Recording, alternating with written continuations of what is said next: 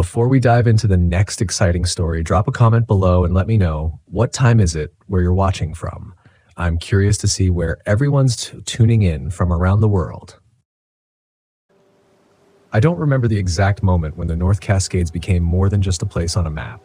Maybe it was the way the mountains loomed over the highway, sharp and indifferent, or the hush that fell over my Volkswagen as I climbed higher, past the last gas station, past the last cell signal. My name is Eric, and I've spent most of my adult life roaming the country in this van, searching for something I couldn't name. Maybe freedom, maybe a story that would finally feel worth telling. But the North Cascades was different from anywhere I'd ever camped. Different in ways that still haunt me every time I close my eyes. I was 38 then, older than I felt, but younger than I looked. The kind of man who could pass for a drifter or a writer depending on whether I'd shaved. I'd left Seattle that morning under a low ceiling of clouds, telling myself this trip was nothing more than a way to clear my head. But if I'm honest, I'd been running. From debts, from the echo of a divorce I still hadn't processed, from a kind of loneliness that settled into your bones when you spent too many nights alone in a pop-top camper. The road wound its way up and around the cliffs, the trees closing in so thick it felt like the forest was trying to swallow me. By the time I reached the turnout overlooking Diablo Lake, dusk had already begun to smudge the ridgelines into darker shapes. I remember sitting behind the wheel and staring at that impossible blue water, thinking about all the stories I'd heard. The hikers who vanished without a trace, the climbers who'd slipped off granite ledges, the campers who walked into the woods one night and never returned. It's easy to dismiss those tales as cautionary folklore, until you start to feel how quickly the land can erase you. And standing there, I had the first real flicker of unease that maybe this place didn't want me here at all. The campground was primitive, just a scattering of dirt pullouts tucked among towering Douglas firs. I chose the farthest site, the one at the edge of the forest where no other rigs had dared to park. Maybe that should have told me something. But the thought of being near other people, forced to make small talk over campfires, felt more suffocating than the solitude. So I backed the van in, cut the engine, and stepped out into the hush that swallowed every footstep. Even the birds were silent. It's funny how fast your mind can start inventing reasons to be afraid. At first, it was little things, a snapping twig I couldn't pinpoint, the sudden gusts that made the fir branches creak like they were alive. I told myself it was just the wind, just the settling of the forest. But when darkness came down fully, thicker than any night I'd ever known, I began to understand why this park had claimed so many lives. It wasn't that the trails were particularly treacherous or that the wildlife was any more aggressive. It was something else, something older and harder to name, like the mountains themselves were testing your resolve to stay human. I tried to distract myself with my usual routine, lighting the small propane lantern, making a simple dinner, organizing my gear for the next morning's hike. But no matter how many tasks I performed, I couldn't shake the sensation that I was being watched. That there was something out there among the trees, something that was aware of me in a way I would never be aware of it. It wasn't an animal. I've camped among bears and cougars, and they have a presence you can recognize, an energy that carries weight. This felt more like an idea given form, like the forest itself had opened an eye. I wish I could say that I was brave, that I forced myself to ignore it and get some rest.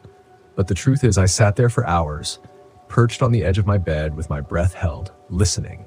The sounds came slowly at first, scrapes, soft thumps against the van's panels, and then louder, like something was testing the metal with deliberate curiosity.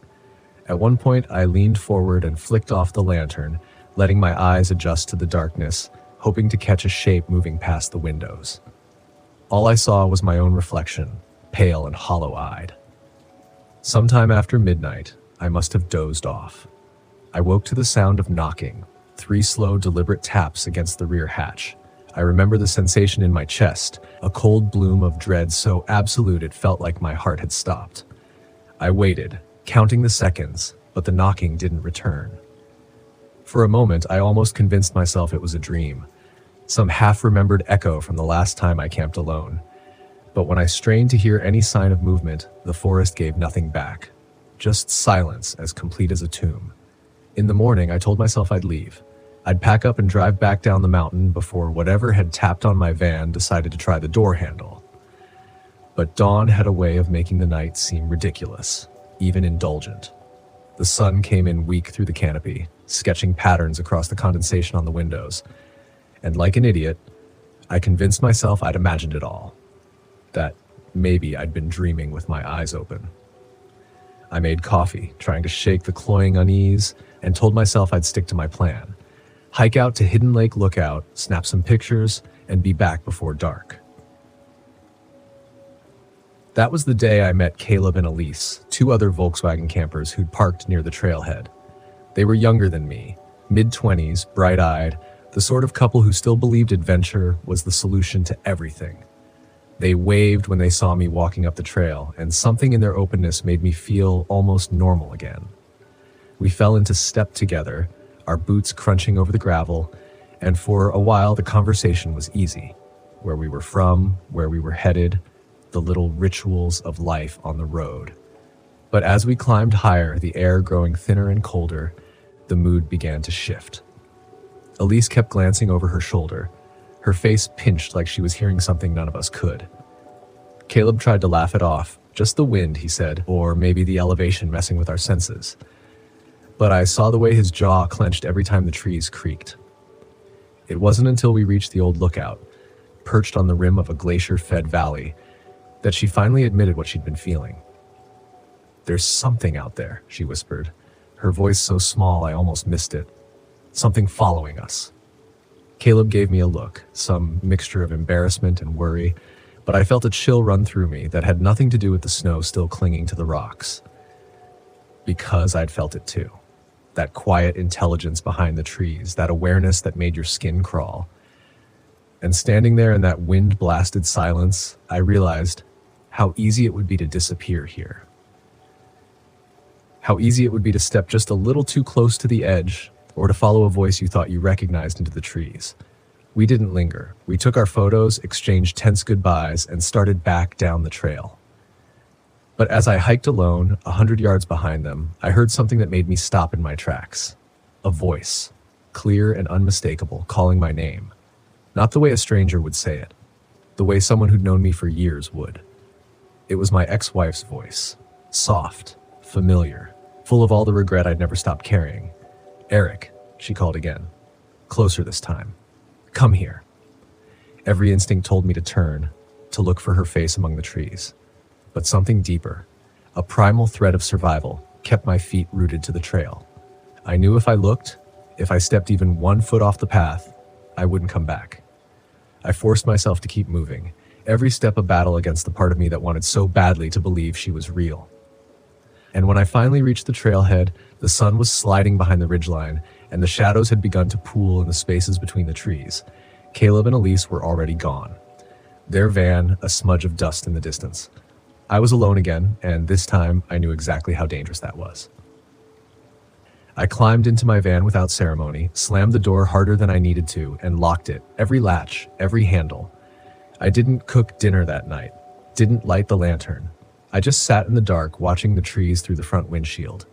The stillness was unnatural, not peaceful, just waiting. You start to realize that the forest doesn't sleep. It just observes, and the deeper you go, the more it learns about you, what you fear, what you want, what you'll follow. That night, the knocking didn't come from the rear, it came from the side, directly behind where I lay, spine pressed against the inside of the van wall. 3 knocks. Precise. Not rushed, not frantic, as if it knew I was awake, as if it knew I was listening. I didn't move, not even a breath. The knock came again, this time higher up, closer to the window. I didn't dare look. Some small, logical part of me told me that if I just waited long enough, it would go away, that it couldn't get inside. But logic doesn't hold up well in places like this. And when I finally mustered the courage to peek, just a fraction, just a sliver of the curtain, there was nothing there. But that wasn't the part that scared me most. What scared me was the footprint, pressed into the layer of morning dew across the driver's side window. A bare foot, human, 5 toes, long, almost too long. And I knew with every cell in my body that no one had walked past me that night. I'd have heard it, I'd have felt it. Whatever left that print hadn't stepped up to the glass. It had leaned against it, pressed itself there, and it had been watching me. I wanted to leave. Every instinct screamed it, but I was already too far in. Too many miles of winding road, no signal, and a low tank. Diablo Lake was the closest fill-up, and that was back the way I came. And something told me, some quiet whisper in my gut, that going backward wasn't safer. Whatever had started following me, it wasn't tied to a location. It was tied to me. The third day, I tried to get a grip. I convinced myself to hike again, even if it was just a short trail, something to clear my head, something to remind myself I was alive and grounded.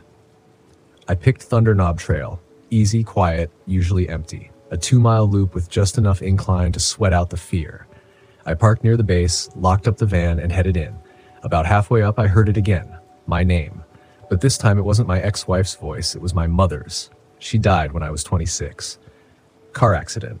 No goodbye, no closure. But there it was, her voice, floating through the trees like a memory made flesh.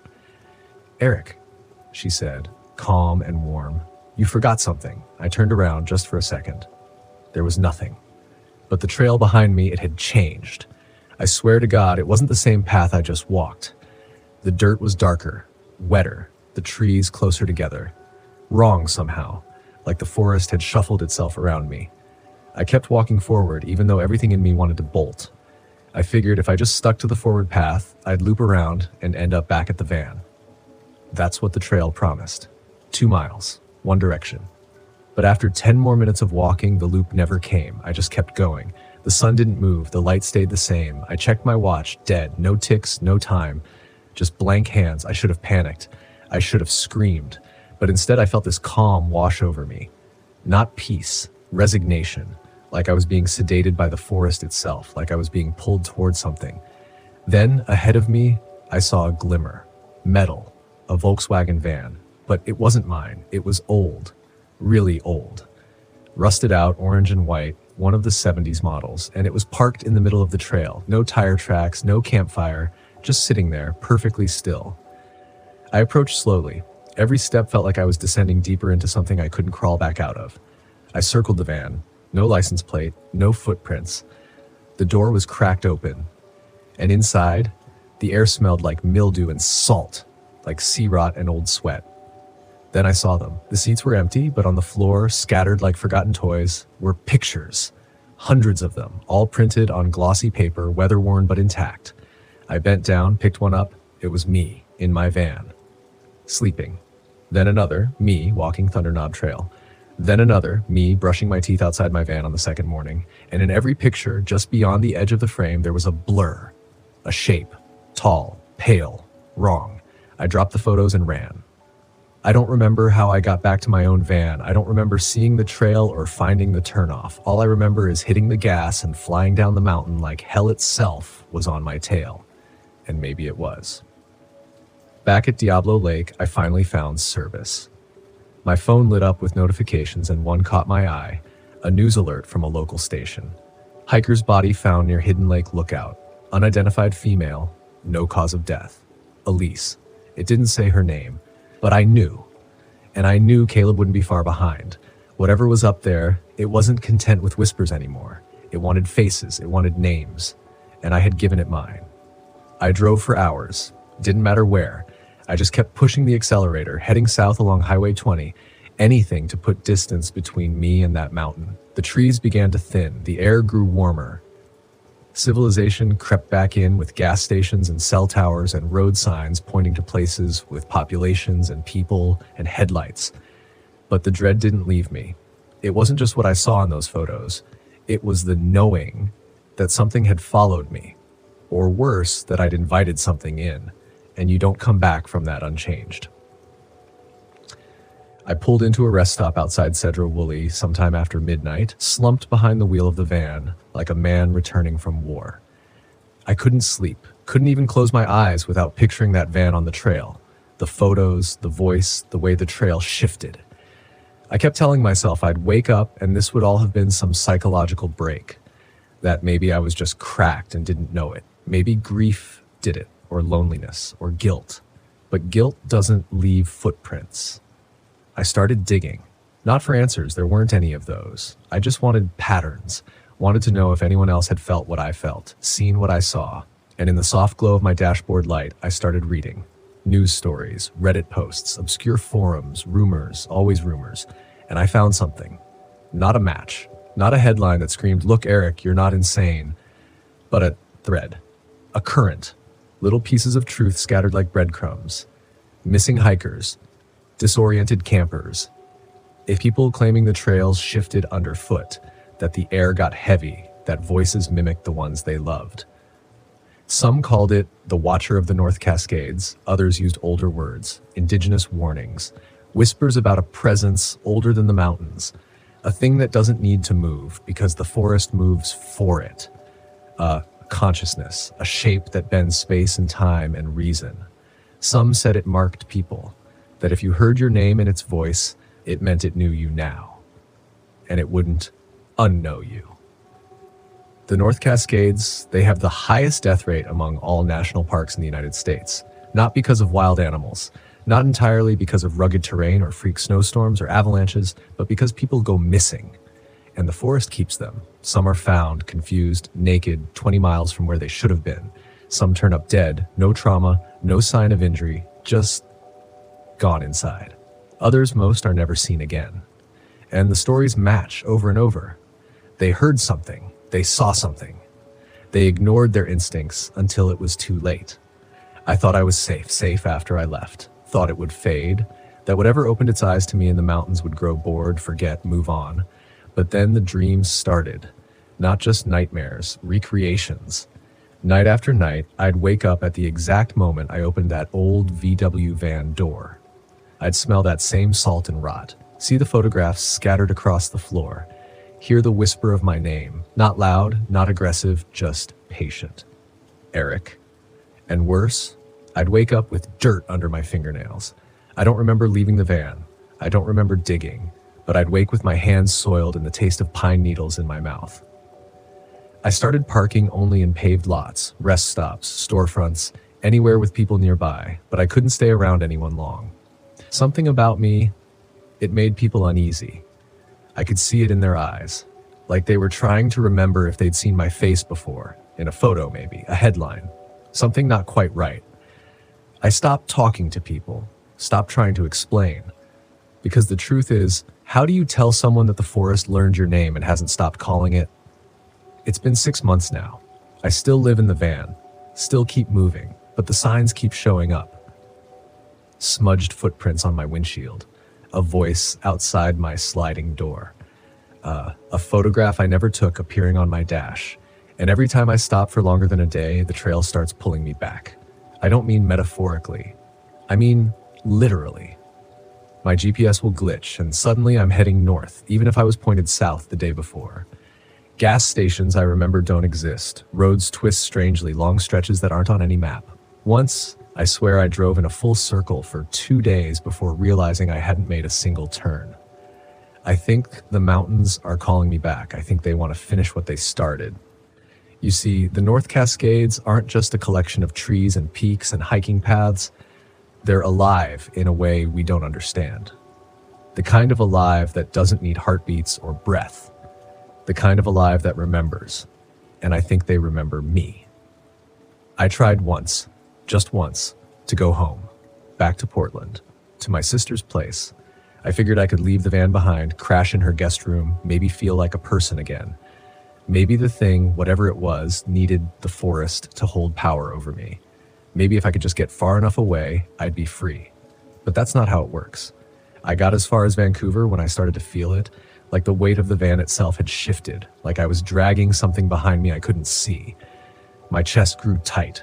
Not panic, not fear, something worse. Wrecking wasn't me dragging the forest with me, it was the forest dragging me.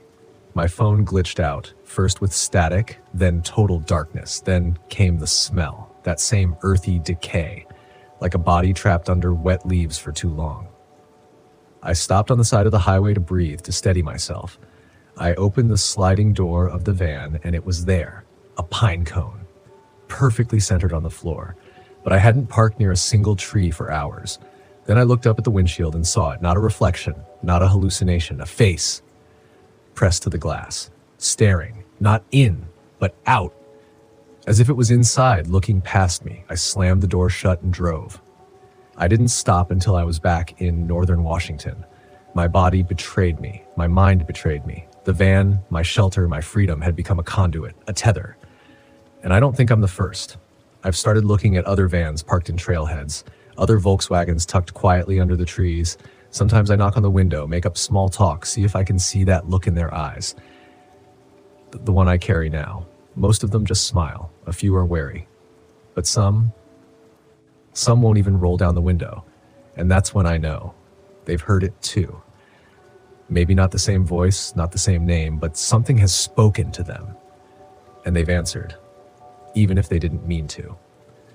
There's a young couple I saw recently, out near Marble Mount. Beautiful van, restored perfectly, custom wood cabinets, solar rig on top. I parked nearby and we got to chatting. They were warm, kind, said they were from Colorado, just passing through. Then I asked if they'd hiked Hidden Lake Trail. Their smiles faltered. He said no, not yet. But she didn't say anything, just stared at me.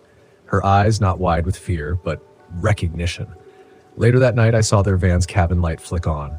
I watched through my side mirror as the woman stood alone in the doorframe, holding something small in her hand. A photo. She stared at it for what felt like forever. Then she walked into the trees. I called out, loud, shouted her name. I'd overheard it during our chat. But she didn't stop, didn't even turn. I never saw her again. The next morning, her boyfriend was frantically knocking on other RVs, screaming her name, shaking, pale, asking if anyone had seen her. But I didn't speak. I couldn't. What would I say? That place knows her now. That's the thing no one tells you. The thing the maps and trail guides and visitor centers don't mention. The North Cascades don't need to kill you to keep you. They just have to speak to you. And if you listen, even once, you never come back whole. You don't talk about the real danger. Because the real danger isn't falling off a ridge. It's not the bears or the cold or the snowfields that hide their edges. It's the stillness, the voice behind the wind, the long nights when something touches your shoulder and nothing's there when you turn. It's your own footsteps sounding just a second too late, as if someone else is mimicking you but falling slightly behind. You try to reason your way out of it. That's what kills most people. They say, I'm tired, I'm just imagining things. They say the forest is playing tricks on me. They say that's just the wind, until they hear their name. Until they realize they're no longer on the same trail they started on. The North Cascades have the highest death rate because they don't have to kill you to erase you. People walk off trailheads and just vanish. Sometimes the trail leads them off intentionally, like it's pulling them in, like it's wrapping around them slowly, whispering their fears back to them in voices they recognize. That's what makes it so cruel. It doesn't need to be fast. It just needs to be familiar. And now I stay close to people. Not because I think they can protect me, but because when I'm near others, the voice stays quiet for a while. But every time I camp alone, every time I drift off behind the wheel on a lonely logging road or pull off into an unmarked clearing to rest for the night, thinking I've finally found peace, I hear it again. That same slow whispering sound, not quite a voice, but not silence either. And then it says my name. Quiet. Patient. Like a friend who's never left. Eric. Eric. The way it says my name, it doesn't echo. It doesn't vibrate. It just appears inside me, fully formed, like a memory I never made. Like it had always been there, waiting for me to notice. I used to scream back. I used to curse it, demand it leave me alone, cry out into the woods with everything I had. But you learn, eventually. You learn that sound gives it something to hold on to. So now, when I hear it, I stay still. I don't answer. I don't breathe. I sit there in the dark, clutching the worn steering wheel of this van like it's a lifeline. I feel the cold press through the metal walls. I hear things moving just beyond the reach of the headlights. And I think about that photograph. The one that wasn't mine. The one that showed a van just like this, parked just like I had parked it, door open, waiting. I still have it. It's folded and tucked behind the visor. I should have thrown it out, should have burned it, but I can't. Because the more I look at it, the more I'm convinced that the person standing outside that van in the photo is me, or maybe someone who looked like me, someone becoming me. And if that's true, then the trail doesn't end in the forest, it ends in us. Every time I pull off onto a remote dirt road, every time I tuck my van under the safety of some cedar boughs and say, just one night, I get a little closer to forgetting. Not forgetting what happened, forgetting myself, where I've been, who I am. Sometimes I wake up in a different place than I remember falling asleep. Not towns, not cities, clearings, deep, quiet places where the wind doesn't blow and the stars don't reach. And my van, my home, my haven, it's always facing east, no matter which direction I parked. Always east, like it's being aligned, prepared, marked. I've started taking notes, writing things down on paper with a pencil, not my phone, not my laptop. Things glitch too easily now. Sometimes my phone doesn't show the right date. Sometimes I take a photo of the sky and the camera catches something else. Shapes, movement, figures that shouldn't be there. So I write by hand. I draw the trees. I track the dates. I catalog the dreams. And the dreams, they've shifted. It's not just the forest anymore.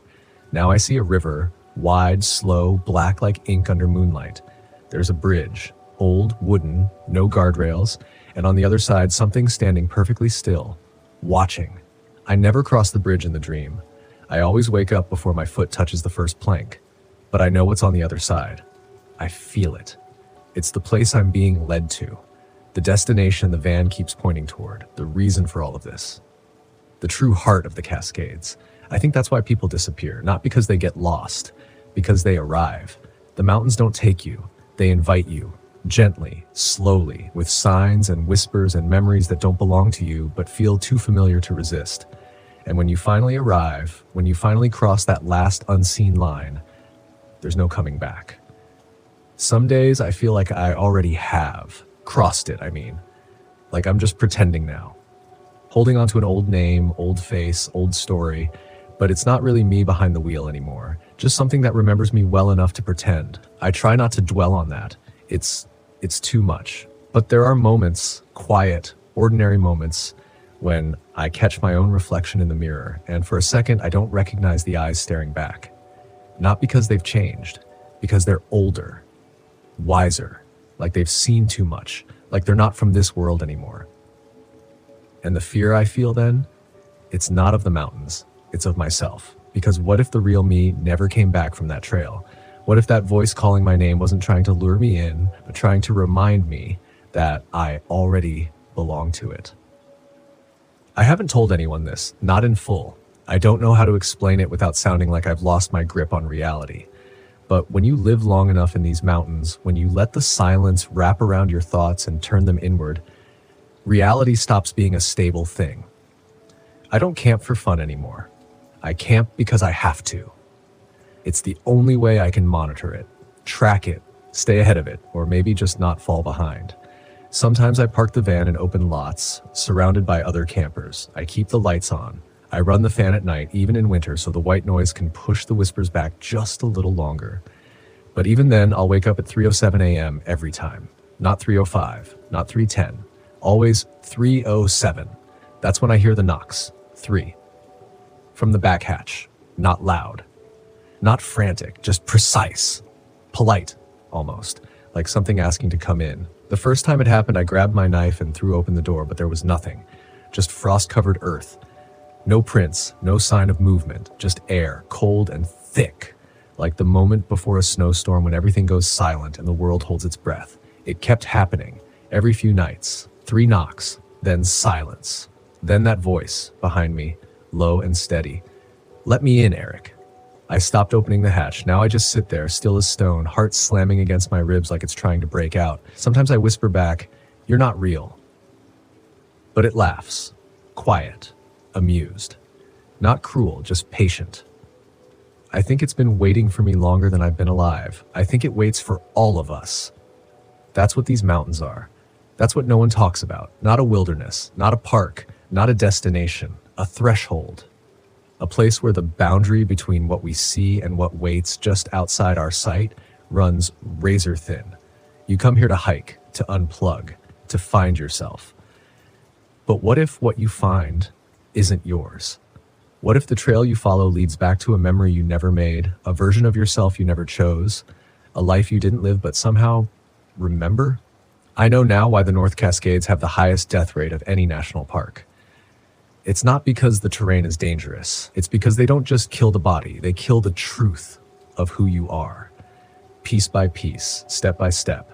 And then they offer you something else in return, a memory, a name, a van parked under the right tree, a voice that sounds like home. Would you know the difference? I didn't. Not right away. But now, when I look in the mirror, I don't just see myself. I see the man in the photograph, standing in the trees, backlit by fog, staring toward the open van like it's a passage, a portal, a promise. And I think, maybe I was never supposed to leave. Maybe none of us are. So I stay moving now. I drive without a map. I avoid the same trail twice. I watch the ridgelines like they're alive, because maybe they are. And I talk to other campers, not to warn them, because warning doesn't help, but to remember what it feels like to be human, to hear my voice bounce off another person and not just vanish into the moss and stone. Some of them laugh. They think I'm dramatic, superstitious, haunted, and I am. I am deeply haunted, but not by ghosts, by something far older, by the knowing that every time you step into the North Cascades, you're placing your soul on a scale you can't see, and the forest is always watching, always weighing. You might leave with a few photos, a trail map, a sore back, and some great memories. But something leaves with you too. Something quiet, something patient. And one day, maybe years from now, when you're driving a familiar road and the sky goes gray and the wind changes just slightly, you'll hear your name, soft, right behind your ear. Let me in. And in that moment, you'll remember everything you forgot. The trail, the voice, the van parked on the trees, and the fact that you never really left. You just stopped listening. So listen now, because if you ever hear knocking at 3:07 a.m. from the back hatch of your van, don't answer. Not because it isn't real, but because it is. And once you open that door, the Cascades won't have to pull you in. You'll walk in willingly. I don't know what made me look back. Maybe it was the wind, or the way the spruce trees suddenly stopped whispering like they'd been caught mid-sentence. But I remember the exact moment, the cold rush behind my eyes, the split-second ache in my stomach as I turned and realized I wasn't alone. You have to understand something first. I don't scare easy. I've spent years camping solo in my Volkswagen Westphalia, tracing forgotten roads and backcountry routes from the Mojave to the Adirondacks. There's a kind of safety in movement, in controlling your own shelter, your wheels, your food, your fire. People talk about freedom like it's a place, but when you live out of a van, freedom is just distance from everything that can own you. It was supposed to be a simple detour. Torngat Mountains National Park sits at the northernmost edge of Labrador, a place so far removed from civilization that even GPS tends to whisper apologies before vanishing into static. I'd never planned to go there, but a guy I met at a campground in Vermont, Mike, mid-40s, quiet, beard like snowmelt, told me I had to see it. Said it wasn't like the rest of Canada. Said the land there watched you back. I thought it was just poetic. Weird poetic. But I liked weird. So I went. It took me 5 days to get there, counting 2 flat tires, a ferry delay, and one hellish stretch of gravel that chewed through my suspension like it owed it something. The final hours were bleak and otherworldly. The trees disappeared, replaced by jagged tundra and sky the color of old bruises. There are no roads into the park itself. You hike in, or, like I did, you convince a reluctant Enoch guide to drop you off at one of the outer fjords. The van stayed parked near the ranger station, and I started walking. The plan was to spend 4 nights alone by Knockvac Fjord.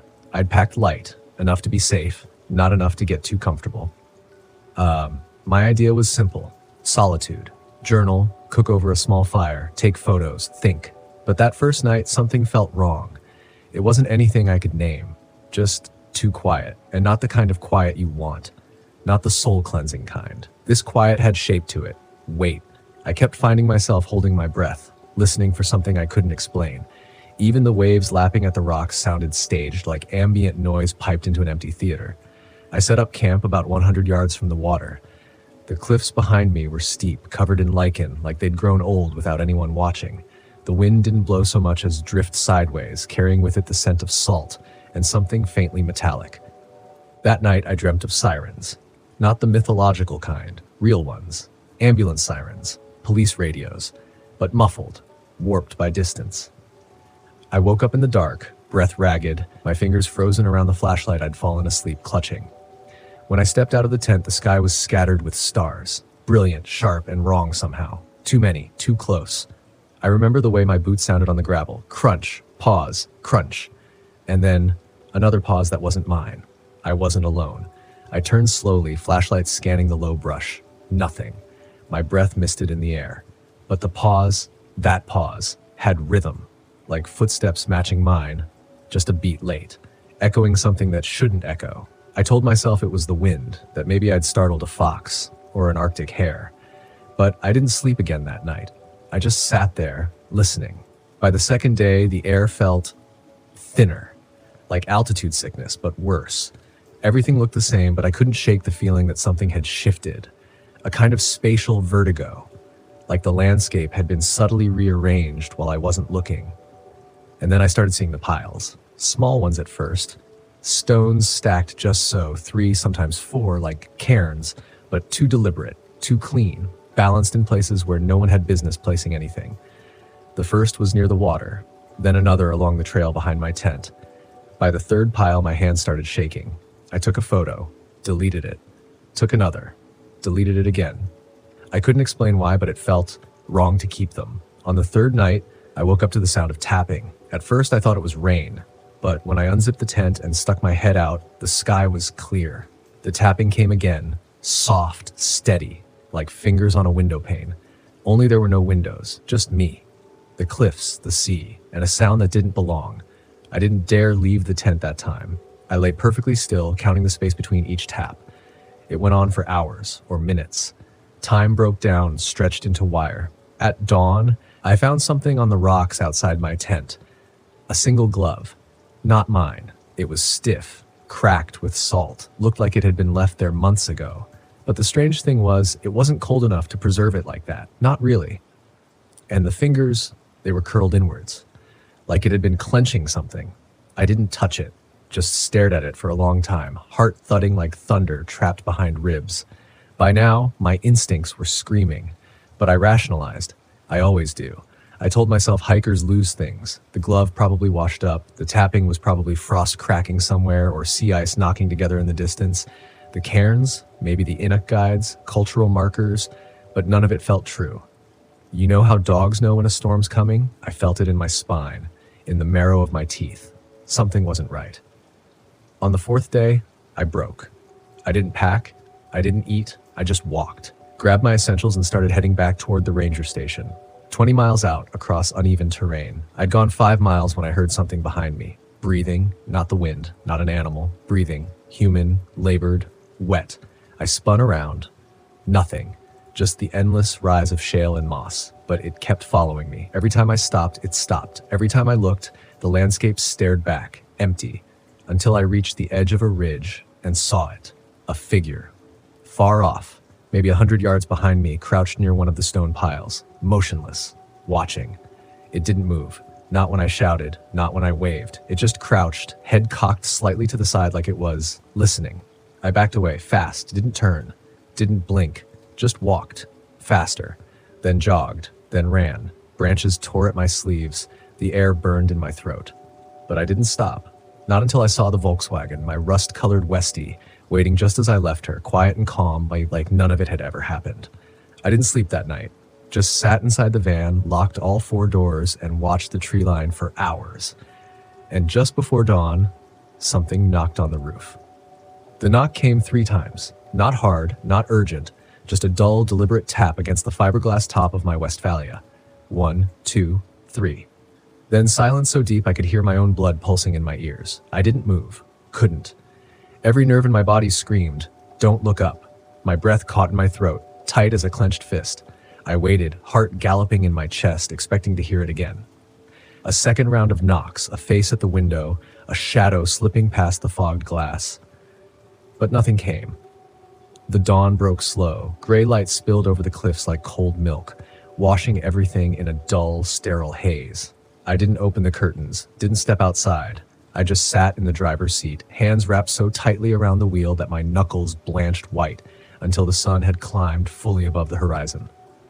Only then did I crawl into the back and open the pop top, 1 inch at a time. There was nothing on the roof, no footprints, no dirt, no sign that anything or anyone had been there. But the fiberglass was warm to the touch, warm despite the freezing air, like someone had pressed their body against it just minutes before. I didn't check the glove, didn't check the stone piles. I didn't want confirmation. Sometimes believing the lie is what saves you. By noon, I was back on the road. South, away from the fjord, away from the silence. I didn't stop until I reached a fuel station with an old satellite phone nailed to the wall. I called Mike, the guy from Vermont who'd told me about Torngat. He didn't answer. I left a message, then I left another. My voice sounded hollow, like it belonged to someone else, like I'd already been emptied out and replaced.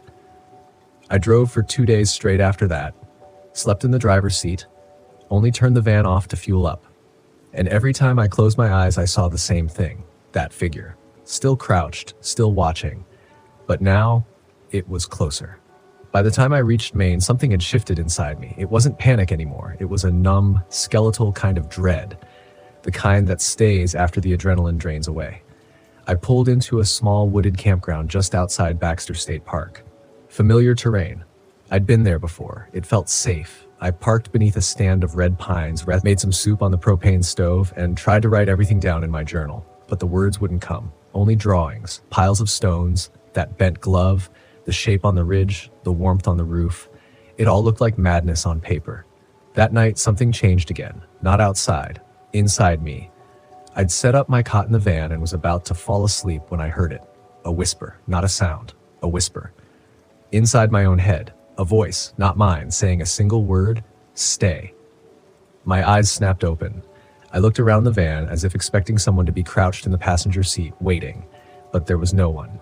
Only shadows. Only silence. And then the voice again, clearer this time. You saw it. Now you're part of it. My skin went cold. Every hair on my arm stood on end. I grabbed my keys, flung open the door, and stepped outside. The forest was utterly still. No breeze. No insects. Even the owls had stopped calling. Then something scraped across the gravel. I turned slowly. Nothing. Just my own footprints. Just my own breath, visible in the chilled air. But I knew. I knew I hadn't imagined it.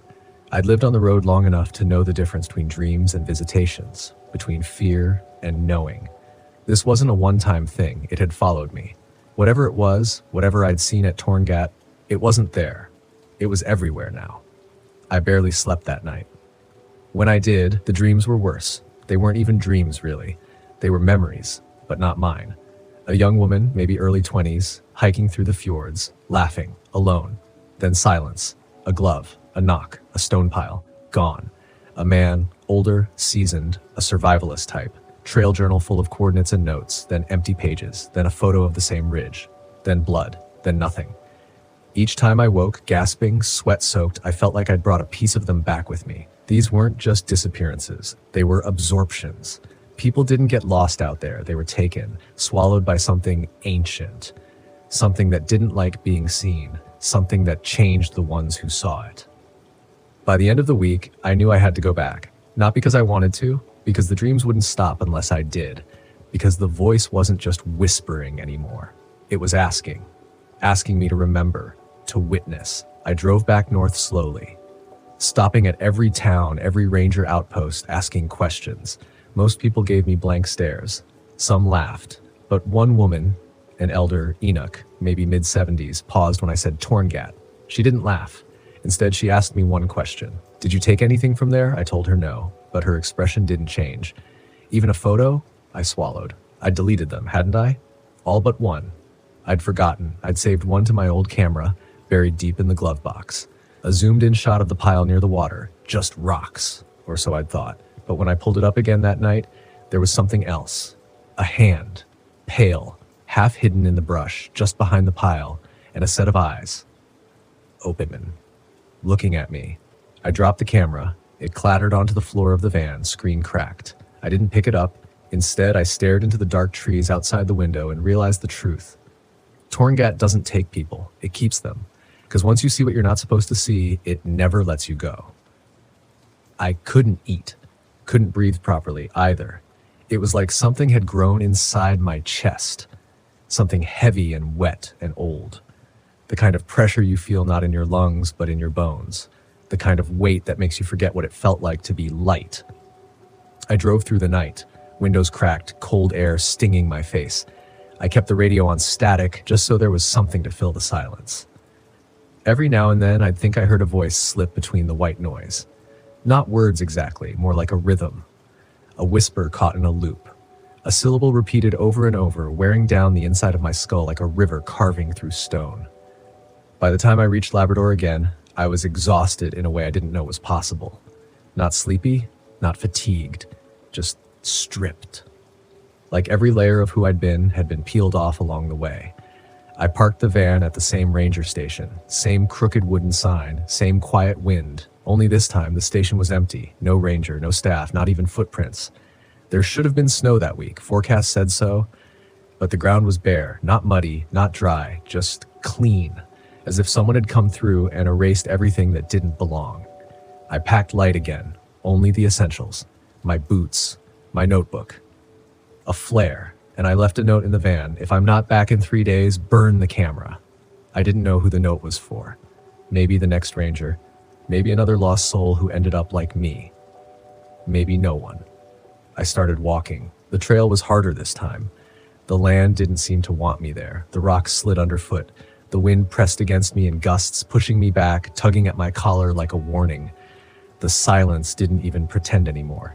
It was thick, constant, like the world had taken a deep breath and just refused to exhale.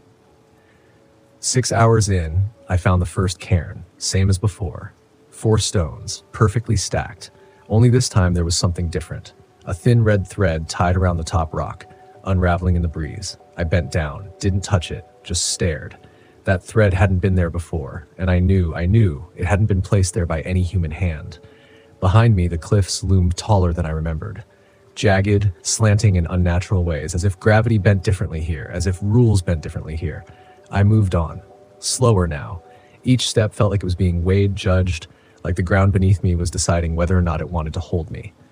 By the time I reached the fjord, the sun was gone. Not set, gone. The sky didn't darken, it just stopped. No twilight, no gold, no dusk, just black, as if something had thrown a curtain over the world. I built a fire. I didn't want to. But the cold came faster than I expected. Not cold like temperature, cold like presence, like something crawling into your skin and whispering, "You don't belong here." I sat by the fire for what felt like hours, but the logs didn't burn down, they just smoldered, quiet, defiant. Then, from across the fjord, I heard it again. 3 knocks. Not from a tree, not from rocks, from inside the mountain. Boom, boom, boom. My breath locked up. I gripped the flare in one hand, unsure if I was going to use it to signal or defend myself, or maybe just to burn the world down if I had to. Then I saw it. At the edge of the water, maybe 20 feet away, the same figure, still crouched, only now it was facing me and its mouth was open, no sound, just an open mouth. Wide, too wide, and eyes that didn't blink, didn't shine, just black pits that drank in the firelight and gave nothing back. I didn't move. Neither did it. We stayed that way for minutes. Hours. I don't know, until I blinked and it was gone. No splash, no sound, just gone. But where it had crouched, just beside the water, something new had appeared. A second glove. Not cracked, not aged, fresh. This one was mine. I don't remember putting it there. I know I didn't. But there it was, same frayed thread on the wrist, same patch I'd sewn months ago in Oregon. I dropped the flare. When I picked it back up, the fire had gone cold. Not out. Cold, like the coals had frozen in place. I ran, not toward the ranger station, not towards safety. I ran up the cliffs. There was something I had to see. Some part of me knew it. The dream memory returned then, screaming in the back of my mind, "You saw it, now you're part of it." I climbed until my legs burned, until my fingers bled from gripping sharp shale and twisted roots. And at the summit I found what I didn't want to find. Not a monster, not a cryptid, not anything that had a name. I found rows of cairns, hundreds of them, each one identical, each one with a glove, a boot, a photo, a name scratched into stone, and then, behind the last one, a wall. Not a man-made wall, a natural one, curved and black like volcanic glass, humming with a sound I didn't hear so much as feel. My name was carved into it, fresh, not with a tool, not with a knife, burned in, still smoking. The voice returned then, not a whisper now, but a breath right beside my ear. You belong to the place you see. I stumbled back, tripped, slid down the hill, rocks tearing at my arms, my jacket, my pack. I didn't stop until I hit the shoreline, bruised and gasping and wild. The sun hadn't returned, the fire was still cold, but the figure was back, closer now, not crouched anymore, standing, and this time, it had my face. I don't know how long I sat there, looking at it, looking at me. Its face didn't move, no breath, no blink, just an exact replica of my features, my tired eyes, the faint scar above my lip, the hairline crack in my front tooth. But there was something off about it, a stillness that went beyond physical, like it had never needed to move, only to watch. And I realized with a kind of nauseating certainty that I was seeing what I'd become. Not someday. Already. Something had been wearing me, and I'd only just noticed. I took a step back. My feet slipped on the wet stones, and my shoulder slammed into the ground. Pain flared, bright and raw, but it anchored me, kept me human. I scrambled backward, hands scraping over the rough terrain until the figure, the thing, tilted its head. Just a fraction. I froze. It raised its arm, pointed, up to the ridge above the cairns, where another figure stood, small against the sky. Arms outstretched, spinning slowly like a weather vane in wind that didn't blow. Then it screamed, a long, silent scream that twisted the air itself. Not sound, just pressure. My ears rang. My skull buzzed. I felt my teeth hum in my gums. I couldn't stay. I didn't want to run, but some deeper, older part of me did. The animal part. The part that still remembered predators and fire and caves. I turned and ran along the shore, not back toward camp, not toward safety, just away. But the land didn't want me to leave. The trail was gone. Trees where there hadn't been trees. Water where there hadn't been water. The fjord twisted, paths curved in impossible ways, and suddenly I was back, right where I started. The cairns, the black wall, the cold fire, the figure, still waiting, only this time it was closer. 10 feet, maybe less, its mouth still open. But now I could see what was inside. Not teeth, not tongue. A tunnel, dark and deep, leading somewhere else.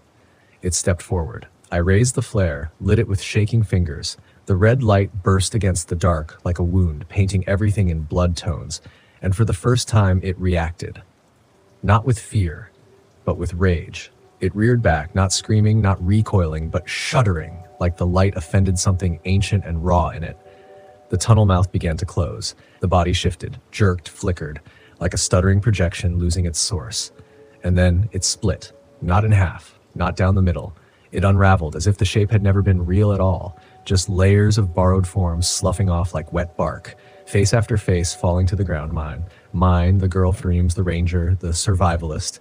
They collapsed into the rocks like rotting paper, and underneath, there was nothing. No body, no being, just wind, but not normal wind. It spoke, not with language, with emotion. It pushed me, not physically, but mentally, spiritually, backward into the mud, into the frozen earth, into the memory of everything I'd refused to accept. I'd brought this back from the first knock, from the first photo, from the moment I stepped past the cairn and didn't leave an offering. That was the rule. The one thing I didn't know, or maybe did know and ignored. Because I thought I was above it. A visitor. A camper. Just passing through. But Torngat doesn't forget, and it doesn't forgive. The light of the flare flickered, died. I was in darkness again. And now I wasn't alone. Dozens of shapes rose from the cliffs, not fast, not threatening, just present.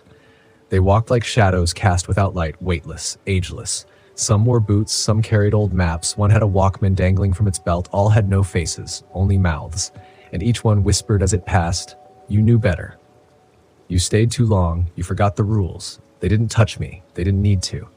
Each word hollowed out something inside me, scraped out a memory, a sound, a feeling, until all that was left was watching.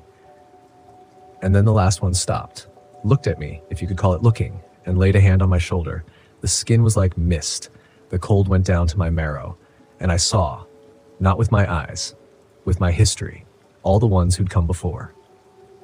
All the ones who saw too much, heard too clearly, refused to turn back when the land said, stop. They weren't gone. They were the land now. The trees, the wind, the shape in the water, the knock on the fiberglass. Memory absorbed. I staggered back, gasping, fell to my knees, and for the first time in my life, I begged.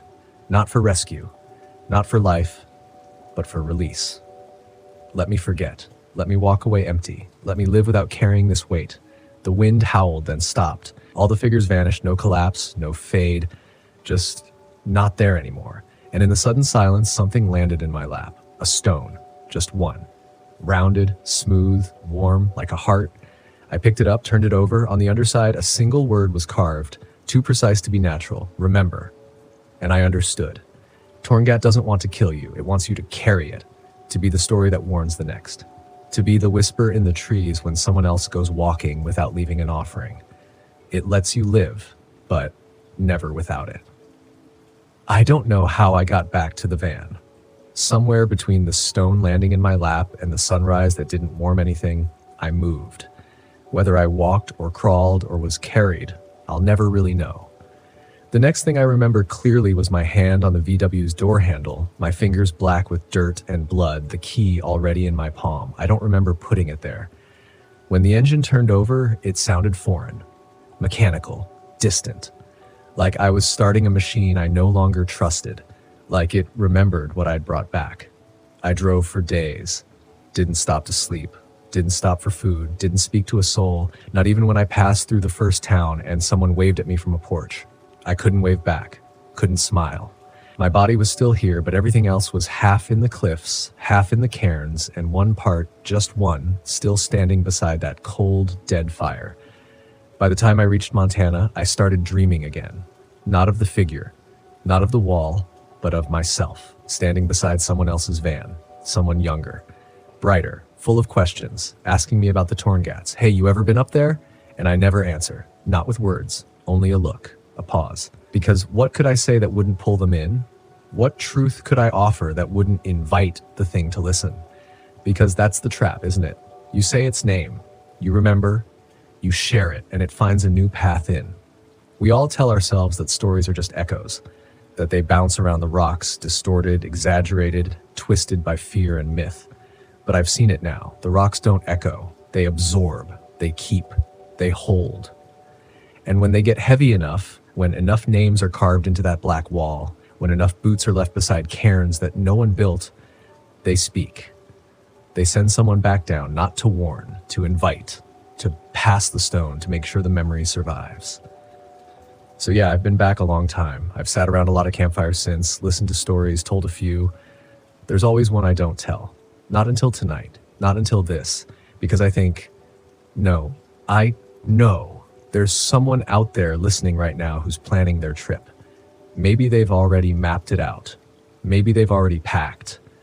Maybe they think they're just gonna hike the Torngats, snap some photos, catch a glimpse of a polar bear if they're lucky, sleep under the stars in their VW with the heater low and the doors locked and a mug of coffee ready in the morning. They think they'll leave no trace. But that's the trick, isn't it? The place doesn't need your trace. It already has your name. It already knows you're coming. So if that's you, if you're the one, do one thing for me. When you pass that first cairn, don't step over it. Leave something, a glove, a photo, a story, your name, because you don't get to take from that land without giving it something in return. And if you forget, if you ignore that weight in your gut, the silence in the trees, the knock on your van that comes when the fire burns too low, you'll see it too. Your face in the dark, your voice in the wind, and one day someone else will find a stone in their lap with one word on it. Just like I did. Remember, because that's what we are now. Not victims, not survivors, not even witnesses. Carriers of the weight, of the warning, of the secret history buried in the cliffs and ice and silence, of the ones who didn't return and the ones who did, but never left.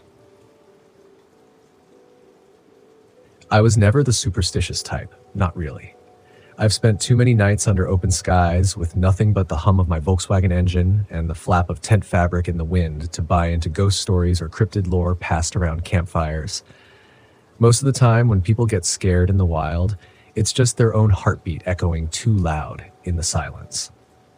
But Badlands was different. They don't tell you this in the brochures or the ranger welcome packets, but there's something about that land that doesn't want you there, not in the dramatic horror movie way. It's quieter than that. It's patient. It was late September, the kind of early fall where the air bites a little deeper after sundown. I was coming off a long haul through the Black Hills and had this idea, call it foolish, that I'd spend a few solo nights deep inside Badlands National Park. I just turned 30. I'd recently left a job I didn't believe in, and this trip had become something more than travel. I was trying to reclaim something, a version of myself I'd lost in a cubicle, in an apartment that never felt like home. I wanted the quiet to fix me, so I pulled into the primitive campground near Sage Creek. No hookups, no generators, no RV grid, just raw land and a few scattered spots to park. That's what I liked. No noise but the wind, no light but the moon. I wasn't alone. There was another VW camper van parked maybe 100 yards away. Old, rust-stained, cream-colored, the kind with cracked window tint and an untrustworthy vibe. I didn't see the owner at first. No camp chair out, no fire lit, just the van, crooked on the gravel. The sun was melting behind the spires, casting those jagged rock formations in a kind of blood-red glow. Everything was still, too still. Even the crickets seemed reluctant to make a sound. I told myself it was just the season change, animals getting quieter, days getting shorter. I cooked something simple on my portable burner, rice, beans, some dehydrated greens, the kind of meal that tastes better than it should after a long drive. I took out my journal, jotted down a few thoughts, mostly about the silence, the way the wind didn't carry sound here like it did in other parks. It got trapped, maybe, folded into the canyons. Then I heard it. 3 soft knocks. Knock. Knock. Knock. Not at my door, not nearby, but distant. Faint. I turned my head toward the sound. It came from the direction of the other van, but it was strange, deliberate. Not the hollow clang of something falling. This was rhythmic. Human. I waited, listening. My breath slowed. Nothing. Eventually, I zipped up the windows, crawled into my sleeping bag, and let the deep dark close in. You think you're ready for that kind of darkness, real wilderness dark, until you're inside it. It's the kind where the stars are too sharp and the black around them is infinite. The kind where you realize your little vehicle, for all its charm, is just thin metal and aging glass. At some point, I must have drifted off. I woke to the sound of crunching gravel. It wasn't loud. Whoever it was, or whatever it was moving slow. Deliberate again. Just enough to trigger instinct. I held my breath. My eyes were wide open, straining to catch movement through the window netting. Nothing. The crunching stopped. The silence that followed was worse. I told myself it could be a bison. Sage Creek is known for them. They wander through the camp all the time, sometimes brushing up against tents. But this didn't feel like that. There was an intention to it, a pacing. I laid there frozen, my heart pounding too loud in my ears. Then the knocking came again. Knock, knock, knock. Closer this time. 3 soft taps, spaced out. Right outside the van, I didn't move. I didn't breathe. I just listened, straining every nerve in my body to place it. No more steps, no voice, just air and waiting. I reached slowly for my pocket knife. Not that it would have done much, but it felt better than empty hands. And then, nothing. Just hours of nothing. By the time the first light of dawn crept through the thin curtains, I hadn't slept. My head was spinning with half-dreams, logic trying to fight superstition. I opened the door cautiously, stepping into the chilly morning air. Dew coated the ground, untouched, no prints, no marks, nothing out of place. Except one thing. On my windshield, dead center, was a smudge, a handprint. Small, slender, too small for a man, too long for a child, just one print. It wasn't mine. I walked over to the other VW van. Still crooked on the gravel, still no signs of life. I knocked lightly. No answer. The windows were fogged from the inside. I circled around it, checking for movement. Then I noticed something strange. The license plate, it was missing, just screws in rusted holes where it should have been. Then a faint sound, inside the van. Breathing. Not snoring, not shifting weight, just breathing. But I couldn't see anyone. The curtain inside was drawn halfway across the passenger window, as if someone had started pulling it back but stopped. I stepped closer, and the breathing stopped. I backed away, all the adrenaline from the night slamming back into my chest. I got back in my van, locked the doors, and didn't move for nearly an hour. Just sat there with my thoughts spinning, trying to rationalize what I'd heard, what I hadn't seen. Eventually, the sun climbed high enough that the tension started to loosen its grip. I told myself I'd imagined it, that the handprint was condensation from my own palm, that maybe someone was just passing through and didn't mean any harm. But I didn't believe it. When I finally pulled out of that campsite to drive deeper into the park, I passed the other VW van again. And the curtains? Now wide open. Still no one inside. And I swear, as I turned onto the gravel road toward Canada Basin, I caught a glimpse of a face in the rearview mirror. Pale, expressionless, watching me from behind the van, but when I stopped and looked back, gone. I didn't stop again until I reached the overlook at Canada Basin. The drive was quiet, too quiet. Not the peaceful kind of solitude you look forward to on these trips. It felt like the air was holding its breath. I kept glancing in the rearview mirror, half expecting that crooked VW to come crawling up the road behind me, but there was nothing. Just dust rising from my tires and the endless spires of rock cutting the horizon like bone. When I parked, I sat for a while, engine off, hands still gripping the wheel. You don't realize how tight your body clenches until fear lets go, just a little, and you feel the ache seep in. The basin spread out below, vast and silent. Layers of yellow and gray rock stretched like petrified waves. It looked ancient, empty, but not dead. The kind of place where you feel watched even when you're alone. I got out, stretched, and told myself I'd shaken it, whatever that was last night. A bad dream, sleep paralysis, maybe a fellow camper just messing around. It was over. I needed to believe that. I needed to make this about the trip again, about healing, not unraveling. So I decided to hike, just a short one. There's a trail near there, not really marked, just a dry wash that locals use to get closer to the rock formations. It was late morning by then, sun climbing high, heat rising. I threw some water into my pack, locked the van, and headed out. At first, it felt good. The terrain was rough, but the act of moving calmed me. My boots scraped loose gravel. The wind picked up, brushing dust across my legs. I lost the wash at one point and had to scramble over some crumbling ridges, but I didn't care. For the first time since the night before, I felt like I was in control again. Then I found the circle. It wasn't obvious at first, just a patch of ground where the dirt looked different, finer, pressed. I stepped closer. It was a perfect ring of smooth stone, not stones. Stone. One continuous piece, like a weathered halo embedded in the earth, about 5 feet across, thin, no more than a few inches wide, just lying there, half buried, like it had always been part of the landscape. But that wasn't what froze me. It was what was inside the circle. Nothing grew there, not even the stubborn little desert grasses that poke through everywhere else. No footprints either. Mine stopped right at the edge, even though I could see where I just walked. And it was cold. Not cool. Cold. In the middle of a rising, scorching day, I reached my hand in just to feel it. I don't know why. Curiosity? Stupidity? The kind of impulse that makes you touch a bruise even when it hurts. The air inside that circle was at least 20 degrees colder. My skin prickled instantly, and not from the temperature.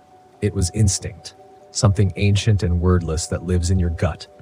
A voice I didn't want to admit was mine whispered, "Don't step in." And then I heard it again. Knock, knock, knock. This time it was behind me. I spun around, fast. No one. Just the wind kicking dust down the dry wash, the sun leaning hard into my shoulders, and something else, a figure. Far off, standing where the trail curved out of view. It was tall, thin, not moving. At that distance, I couldn't make out the details, just the shape. But I felt something. Not fear, exactly. Not yet. Recognition. I don't know how, but I knew it was the person or the thing from last night. From the van, the breathing, the handprint. They were too far to see clearly, but close enough that if they'd been calling out, I would have heard them. But they said nothing. They just stood there, watching. I backed away from the circle, slow, not turning my back yet. My fingers went to the knife in my belt loop. Useless, probably, but something in me wanted the weight of it in my hand. The figure didn't follow, but it didn't leave either. I walked fast, trying to retrace my steps, ignoring the way the heat made my head feel thick, the way my throat tightened with each dry breath. I didn't look back again. Not until I hit the gravel near the van. When I turned around, the trail was empty. No footprints, no figure, no proof. I drove out of Kanata Basin like the Badlands were on fire behind me. I didn't care where I ended up. I just needed space, somewhere with people, noise, anything. I pulled into a more developed campsite near the eastern side of the park, closer to the visitor center. There were lights there, other campers, Wi-Fi, normalcy. I told myself I was overreacting, that maybe the isolation was getting to me. That's what people always say, right? You spend too long alone, the mind starts painting things where there's nothing. That night, I stayed awake as long as I could. Van locked tight, curtains drawn, every light I had turned on.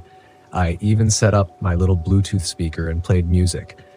Not loud enough to bother anyone, but loud enough to feel like someone else was there. And for a while, it worked. Until around 2 a.m, when the music cut out. My phone, fully charged, just shut off, dead black screen, wouldn't restart. Then the knocking came again. Not outside this time, inside. Knock, knock, from beneath the van. I dropped the flashlight trying to grab it. My heart was a cannon. I crouched near the back, holding my breath, listening, afraid to even move. Silence. Then a whisper. It wasn't a word, not exactly, more like a breath shaped like one. Like something trying to imitate language, but not quite knowing how. It came from the floor. My hands were shaking. I scrambled to unlock the door, bolted outside barefoot, and stumbled onto the gravel, flashlight beam bouncing across tree trunks and picnic tables and the empty fire pits of other campers who were somehow all still asleep. Nothing under the van, nothing around it. Just the whisper still ringing in my ears. Even though the sound had stopped, I didn't go back inside. I sat on the picnic table until the first light turned the sky from black to bruised blue. My body was rigid. I must have looked like some ragged statue, just staring into nothing. When the sun finally lifted, I opened the van and checked everything. Nothing out of place, except one thing. On the passenger seat, where I had left a folded map of the park, was a hand-drawn circle. Perfect. Smooth. Drawn in red. I didn't remember drawing it. That perfect red circle on the park map. I hadn't even taken the map out since I arrived. Hadn't needed it. I knew the trails by memory, but there it was, right in the center fold. Not smeared, not rushed. Drawn like a symbol, intentional. Like whoever did it wasn't just trying to leave a mark, they were trying to say something, or warn. I touched it, half hoping it was just some dirt or ink. It wasn't. The red smeared on my fingertip, lipstick, dried blood, paint, I didn't know. I didn't want to know. That was the first time the thought really settled in. You're not imagining this. I had two options, or go deeper. And I don't know if it was ego or some warped sense of control, or maybe that piece of me that had come out here to face things, but I made a choice. I went back. Not to the same place. Not Kanata Basin. I knew better. But I needed to know if someone was following me, or if I'd brought it with me. So I packed up, drove east, and I didn't just drive fast, I drove reckless. Dust clouds peeled up behind the van. The wheels skidded on gravel more than once. I didn't care. I needed open space. I passed a herd of bighorns on the ridge and barely registered them. I passed another van, not the same one, but for a moment, I couldn't breathe. Same model, same color, different plates. My head was buzzing. Eventually, I pulled into an area I'd never camped before. Not officially. Locals called it Dry Tooth Hollow. It wasn't on the park map. It was the kind of place old-timers mentioned in passing, usually followed with, but folks don't go there anymore. That's why I chose it.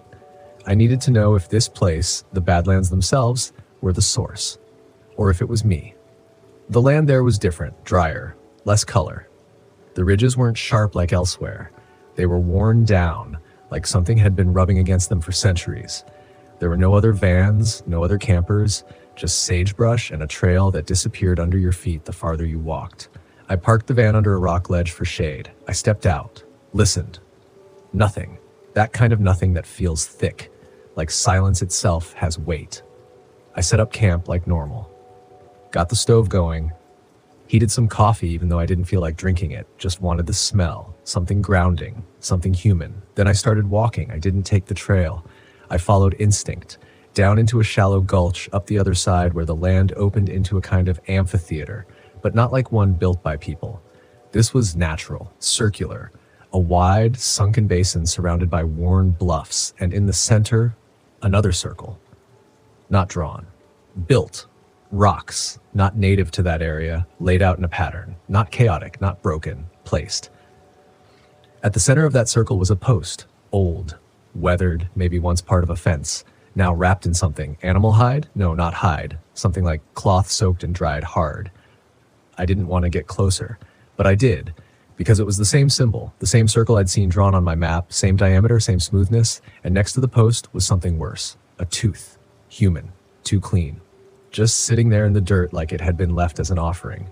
I turned around, and that's when I saw her, the woman from the van.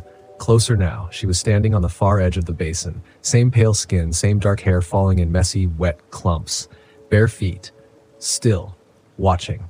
I blinked, and she was closer. Not walking, not running, just closer back. My foot caught on a loose rock and I went down, hands slicing on shale. I scrambled to stand, heart racing so loud I thought it would echo off the canyon walls.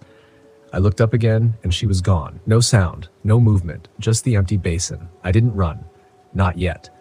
I moved fast but deliberate. I didn't want to draw attention. My hands bled into my sleeves. I didn't notice the pain. I kept looking over my shoulder, expecting to see her behind me. But the trail, if there ever was one, had vanished. I was lost. And then the sky changed. You don't expect fog in the Badlands. Not like this, but it rolled in fast. A gray curtain, low to the ground, like smoke pouring from the rocks. I couldn't see the van. I couldn't even hear my footsteps, just the knocking again. But different this time. Not from a direction. It was around me, like someone was circling. Knock, knock, knock. On stone, on metal, on the inside of my own skull. And then I heard my name, whispered, like breath pressed through teeth. But no one's ever said my name like that. Not in life. It stopped me cold. I didn't know where I was. I couldn't see 10 feet ahead. But the whisper kept coming, soft, repeating, pulling. And I followed it. God help me. I followed it, through the fog, through scrub and rock, until something cold hit my chest. Metal. I reached out. It was the van, my van. I don't know how I got back. I don't remember the path, the map, the route. I just remember that whisper leading me through the white. I climbed in, slammed the door, locked it, and the moment the door clicked, the whisper stopped. The fog began to pull back like a tide. I looked out the windshield. The woman was standing on the bluff where I'd been not 10 minutes ago. But now, she was smiling and holding something in her hand. My journal. I don't remember leaving the journal anywhere outside the van. I kept it tucked in the center console, sealed shut with a strap I've had since college. That journal had pages from 10 years back, my father's last words, trips I took in silence after he died, sketches from the Pacific coast where I learned to sleep alone again. And now, she held it like she knew all of it. The woman didn't move, just stood there, fingers curled gently around the leather like it belonged to her. And for a moment, I had the sickening thought that maybe it did. Maybe I'd written something in there and forgotten. Maybe I'd seen her before, in another state, in another campground, and locked the memory away behind some trauma I never had the guts to face. The sun was setting fast, that eerie, copper glow that turns the Badlands into something prehistoric. Shadows stretched long across the dust. She vanished with them. I sat in the van until nightfall. Not because I was tired, but because I didn't know where safety was anymore. The van, my one refuge, had been breached. Not physically, but intimately. She had touched my thoughts, read my grief, my rage, my stupid hopes scratched into pages I never meant for anyone else. And somehow, I still needed to know more. That's what fear does when it grows roots. It stops being about escape. It becomes about understanding. So I did something I never thought I would. I went back to the circle. Not the first one, not the dry wash. The built one. I waited until full dark, when the temperature dropped low enough to make your breath curl in front of your lips. I wore my headlamp, kept the knife in my boot. I wrapped my bleeding palm and packed extra batteries, though something in me said no light would matter if she wanted to find me again. The fog hadn't returned.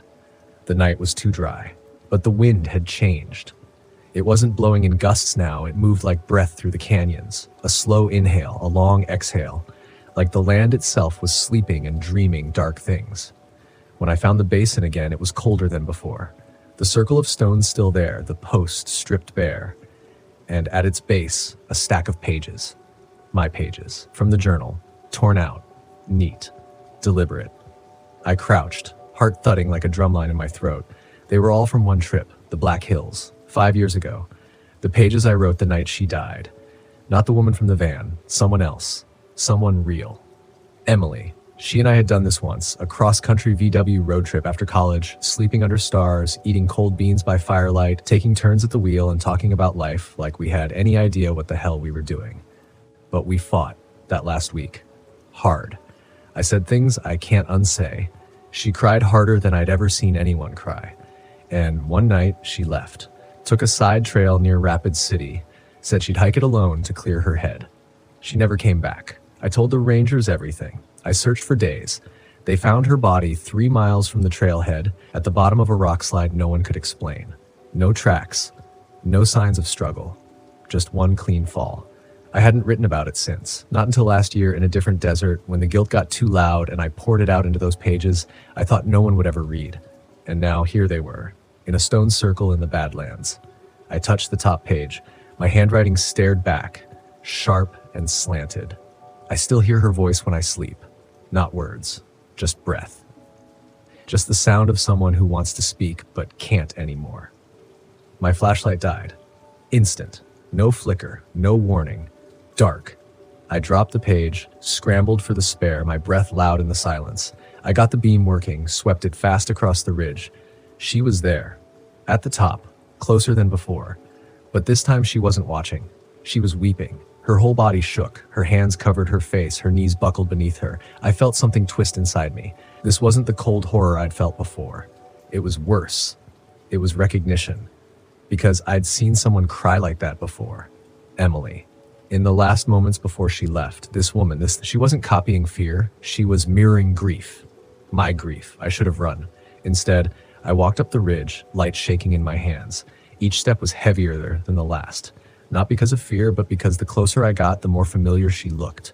Same build, same narrow shoulders, same brokenness behind the eyes.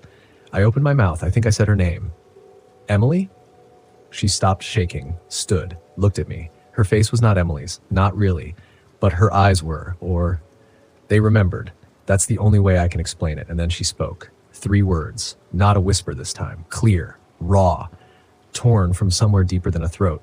You let me. And then she screamed. Not a sound, an emptiness. It knocked me back like a shockwave. I stumbled, light flying from my grip, landing in the dirt with a sick crack. I fell hard, hands scraped, elbows bruised, ears ringing with that absence. When I looked up, she was gone. But the post was burning. No flame, just heat, pulsing. Like the circle had a heartbeat. I didn't grab the pages, I didn't run. I crawled, back down the ridge, through the scrub, across the gravel, until my van appeared like a ghost in the dark. When I got in, the engine wouldn't start. Battery? Fuel? Plenty. But the key turned, and nothing happened. Just silence. And then the radio came on, by itself. Volume low, no station, just static. Underneath it, a whisper. Not her this time. Me, my own voice. Reading the journal entry I thought I'd hidden from the world. I left her alone in the dark, and now the dark follows me. I punched the dashboard, not once, over and over, until my knuckles bled again. I screamed into the ceiling of the van, half in rage, half in horror, but it didn't stop the voice. My voice. Reciting things I barely remembered writing, not to scare me, not to threaten me, to remind me of what I buried, of what I left behind. The static fizzled, then cut to silence, and then knock, louder than before, on the rear window. Once, twice, 3 times. Knock, knock. I spun around, heart lodged in my throat, flashlight dead in my grip. I couldn't see out the windows. Condensation fogged the glass like breath, thick and opaque. The knocks didn't come again. I sat there, frozen, too afraid to move, too ashamed to speak. Then my phone lit up. I hadn't touched it. I'd left it on airplane mode to preserve battery, to stay off grid. But now it buzzed once, dim screen glowing in the center console. One new voice memo, no number, no sender, just the red record dot. Still running. I pressed play. At first, wind, the kind that moves over canyons and haunts the in-between places. Then breath, familiar, desperate. And then a voice. Not mine this time, hers. Emily, but not alive, not human. The voice was distorted, like it had been pulled through water, slowed down and just twisted by grief so old it no longer knew what it wanted. She was crying, not for help, for me. You should have come after me. You should have come deeper. I waited. I dropped the phone. I couldn't take it anymore. I slammed my fist into the ignition again, and this time the van turned over, roared to life like it had been waiting. I threw it into reverse, gravel spraying, tires skidding across the dry basin. The headlights flickered once, twice, and then held. And standing in front of them at the edge of the wash were all of them. Not just her, not just the woman with Emily's eyes. Others, dozens. Figures, pale and thin, standing motionless in the light. Men, women, children, campers who never left. Hikers who vanished without explanation, eyes hollow, faces stretched in silence. Some held maps, others held journals. One lifted a cracked, mold-covered Polaroid, and even from behind the wheel, I saw myself in it. You think you'll scream. You think in moments like this, survival kicks in, and your voice roars out with it. But it doesn't. You go cold. Your breath stops. Your mind folds in on itself. I turned the wheel hard, tore the van into a full circle, headlights sweeping across the dirt. The crowd was gone. Dust. Gone. I didn't stop again. Not to check the map, not to trace my way out. I knew the way now, like it had been carved into me. The land had changed. It wasn't the same as when I came in. The road twisted, split in places that shouldn't split. The signs were gone. But I didn't care. I just drove. 40 miles. 50. At some point, the horizon softened. The jagged teeth of the Badlands gave way to prairie. The smell of iron and dust faded into open air, and I knew I was out. But I didn't stop. Not even when I hit asphalt again. Not even when cell towers flickered back to life. I kept driving until the sun came up behind me and the sky turned lavender. I pulled into a diner an hour outside the park, hands shaking so badly I couldn't get the key out of the ignition. The waitress brought me black coffee before I even ordered, said I looked like a man who lost something in the dark. I didn't answer, because she was right. I had, and I didn't know if it was something I wanted back anymore. I looked at my phone. The voice memo was gone. So was the journal. I searched the van for hours that night. Every cabinet, every drawer. I tore the seats apart. Nothing. No pages, no photos. Just one red circle, drawn onto the inside of the van door. Not scratched, not burned. Drawn, like someone had waited until I looked away. That's when I made the decision. I wasn't going back to the Badlands. Not again. Not because I was scared, though I was, but because I finally understood what that place was. It wasn't cursed. It wasn't haunted. It was listening to all of us. To every argument shouted between couples over campfires. To every silence after someone went missing. To every lie we tell ourselves when we say, I'm fine.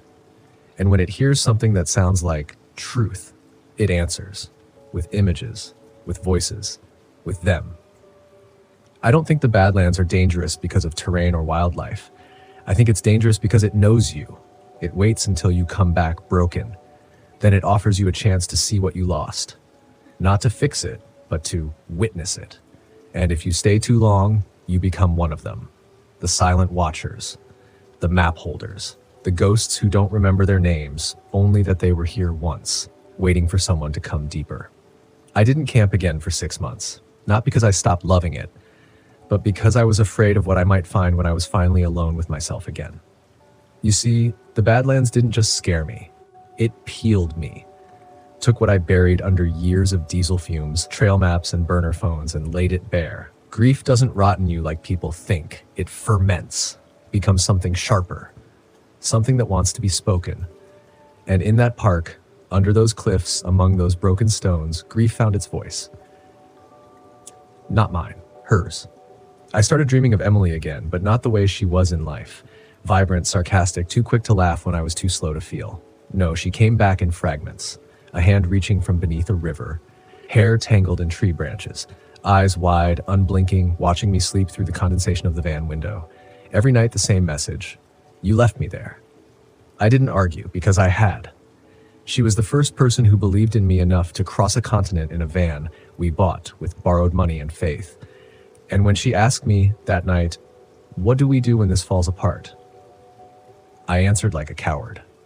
We go our own ways. I told myself it was a clean split, that the trail was well marked, that her death was a tragic accident. But the Badlands tore through that lie like paper. She didn't fall because the ground gave out. She fell because we did. And she kept falling long after I packed up, drove off, and pretended to be okay. I think that's what the Badlands feeds on. Not just fear. Abandonment. It's a graveyard for what we leave unresolved. People vanish there. Yes, but I think many more return, just not in the shape they left. Some stay to search for who they lost. Some become what they lost. And some just want to be heard. I started hearing from other campers, emails, DMs, comments on old videos, stories that echoed mine, stories of voices in the night that sounded familiar, stone circles that shifted when no one was looking, vans that wouldn't start until the wrong things had been said out loud. They were never grand, never cinematic. These weren't Hollywood ghost stories. They were quiet, personal, true. And almost all of them ended the same way. I don't talk about it anymore, but it never left me. I get it now. We go into places like the Badlands thinking we're roughing it, living the wild life, escaping the noise of cities, of work, of people. But the truth is, we bring the loudest noise with us. Our regrets, our silence, the things we pretend not to feel until the wind pushes them back into our ears at 3 a.m. when the fire's burned out and the only light is from your dying phone screen. The Badlands is not just a place on the map. It's threshold. It's a threshold. You either walk out of it with clarity or you don't walk out at all. That's why I finally went back. Not to camp, not to document, not to provoke, but to listen. I parked on the ridge this time, where I could see everything. The jagged earth, the slow breath of the horizon, the sharpness of stars that looked too close for comfort. I walked to the same basin. It was different, smaller, like it had closed in on itself after I left. But the post was still there, and in the dirt, barely visible under dust and time, that same red circle, not fresh, not glowing, just present, waiting. I didn't speak aloud, I didn't light a fire, I just knelt, put my hand over it, and whispered one thing: I remember. And someone breathed back, a gust, warm, like the last breath of someone who no longer needs to hold on. And then it was gone, the circle, the post, the voice, all gone. The next morning, I drove away and didn't look back. Not because I was afraid, but because I'd finally been heard. And I think that's all she wanted, all they wanted, to not be left behind, to know someone made it out and still carried them. So why is the Badlands considered the most dangerous RV camping in the US? Not because of cougars or cliffs or flash floods, but because when you park your Volkswagen there, you are not camping. You are confessing to the earth, to the wind, to the voices you've silenced and the truths you've never let breathe. And if you stay too long, you might hear your own voice calling back to you from the dark, not to haunt you, but to remind you that no one ever really disappears out there. They just wait for someone like you to come back and finally listen.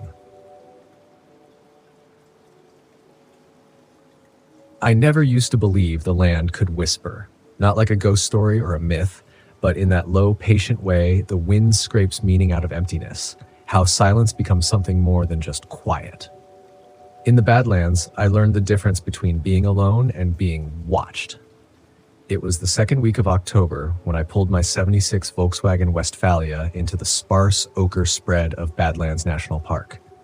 My name's Caleb, 32 years old, originally from Western Colorado. I work remote, freelance graphic design, so I live out of my van, moving state to state, chasing stories, trying to find peace in strange places. That fall, I wanted quiet, solitude, time to let my thoughts settle in the middle of nowhere. The Badlands was supposed to be a reset. I'd read the weather would be cooler that time of year, and I was drawn to the way the cliffs looked like petrified waves, like something prehistoric had frozen mid-collapse. There's this raw, jagged stillness to the park that reminded me of old wounds. Beautiful from a distance, but sharp if you got too close. The campground I chose was off the beaten path, a primitive site on the edge of the park's designated backcountry. No hookups, no cell service, just a vault toilet about 100 yards from the main pull-in. I only saw one other rig when I arrived, a beat-up pickup with a canvas tent built over the truck bed. It was parked crooked, mud-caked, and looked like it hadn't moved in days. No people, no dogs, just the sound of the wind working its way through the tall, brittle grass. I should have left the moment I stepped out of the van and felt that particular kind of stillness. It wasn't quiet. It was hollow. Even the wind sounded wrong, thin, strained, like it was running out of breath. But I told myself I was being dramatic. I was tired, hungry, worn out from a week of driving. So I made camp. I cracked open a can of soup, heated it on the camp stove, watched the shadows stretch and ripple across the valley as the sun slipped behind those jagged spires.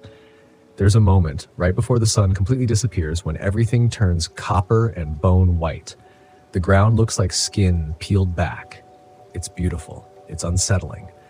I sat in my fold-out chair, eating slowly, letting the silence grow around me. That's when I noticed the smell. Faint, but there, something sour, organic, sharp in the back of my throat. Not a dead animal, not quite. It reminded me of mildew and rust and the time I found a decomposing bird inside my parents' attic vent when I was 12. I looked around, nothing in sight, just the same skeletal terrain and that one unmoving pickup. I slept in the van that night, not out of fear, habit. I always lock the doors, crack a window, keep the shades drawn. My journal stayed open on my lap longer than usual. I tried to write something poetic about the stars, about isolation, about finding calm, but my hand wouldn't move, the pen hovered. Instead, I stared into the dark. At 3:17 a.m., I woke up to tapping. Not knocking, not an animal brushing past. Tapping, delicate, deliberate, like someone slowly drumming two fingers against the side of the van. One beat, pause, one beat, pause. I didn't move. My heart started that deep kind of panic rhythm, heavy, hot, like it was echoing in my ears. I reached for my phone out of instinct. Dead, of course. No signal out there anyway. Just the tapping. Still soft, still there. I peeled back one corner of the curtain near my head, just enough to look out. The moon was barely enough to see. The truck was still there, the same crooked angle, still no movement. The tapping stopped, and then I heard it again, this time on the opposite side. Like it had moved around. This time it was faster. 2 taps. 3. Then a pause. I held my breath until I felt dizzy, then reached slowly into the front seat, gripped the handle of the camping axe I always keep between the seat and the console. My hand was shaking. The kind of fear that doesn't scream, it whispers. Tightens. Freezes you where you are. I didn't move until dawn. When the sun finally crept over the ridges, I unlocked the door, stepped out barefoot into the brittle grass, heart pounding like it was trying to escape through my ribs. Nothing. No footprints. No signs of animals. Just my tire tracks, still fresh, and the wind still pushing and pushing like it was trying to move something that wouldn't budge. I walked over to the pickup. Slowly. I kept the axe in my hand. I told myself it was just some teenager messing around. Or maybe I'd imagined the whole thing. Maybe the wind had played tricks on the van's old frame. The pickup looked even worse up close. Rusted bolts, splintered wood in the bed. The canvas tent was stained, dark at the edges. I stood there staring at it, waiting. No sound, no smell. Then I saw the handprint. Faint. Greasy. Right on the tailgate, smaller than mine. Too small, too low. Like a child had pressed their palm there, then dragged it downward before disappearing. There were no kids in that campground, none when I arrived, none that I'd seen. And the Badlands is not where you take toddlers to camp. I backed away fast, got in the van, locked the doors again. I thought about leaving right then, but something held me. Pride? Curiosity? Maybe some deeper part of me wanted to understand what was really going on. You don't just pack up and leave because of one bad night. At least, that's what I told myself. I stayed one more night, but I moved the van, drove a half-mile down the trail off the main dirt road until I found a flat patch near a cliff edge. It was legal to park there, technically, and I felt better knowing I'd broken the line of sight from the pickup. As I set up again, the wind shifted. It blew warmer that evening, strange for October, carrying a scent I couldn't place. Something musky, wet, sweet, like overripe fruit. I found myself checking over my shoulder more than once as I cooked dinner. I didn't eat much. That night the sounds changed. No tapping. No wind against the metal. This time it was breathing. Not mine. Not close, but distinct. Intentional.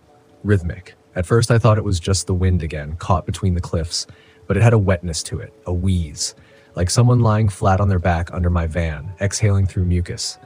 I lay there, every muscle locked. I don't know how long it went on. 10 minutes? An hour? My eyes burned from not blinking.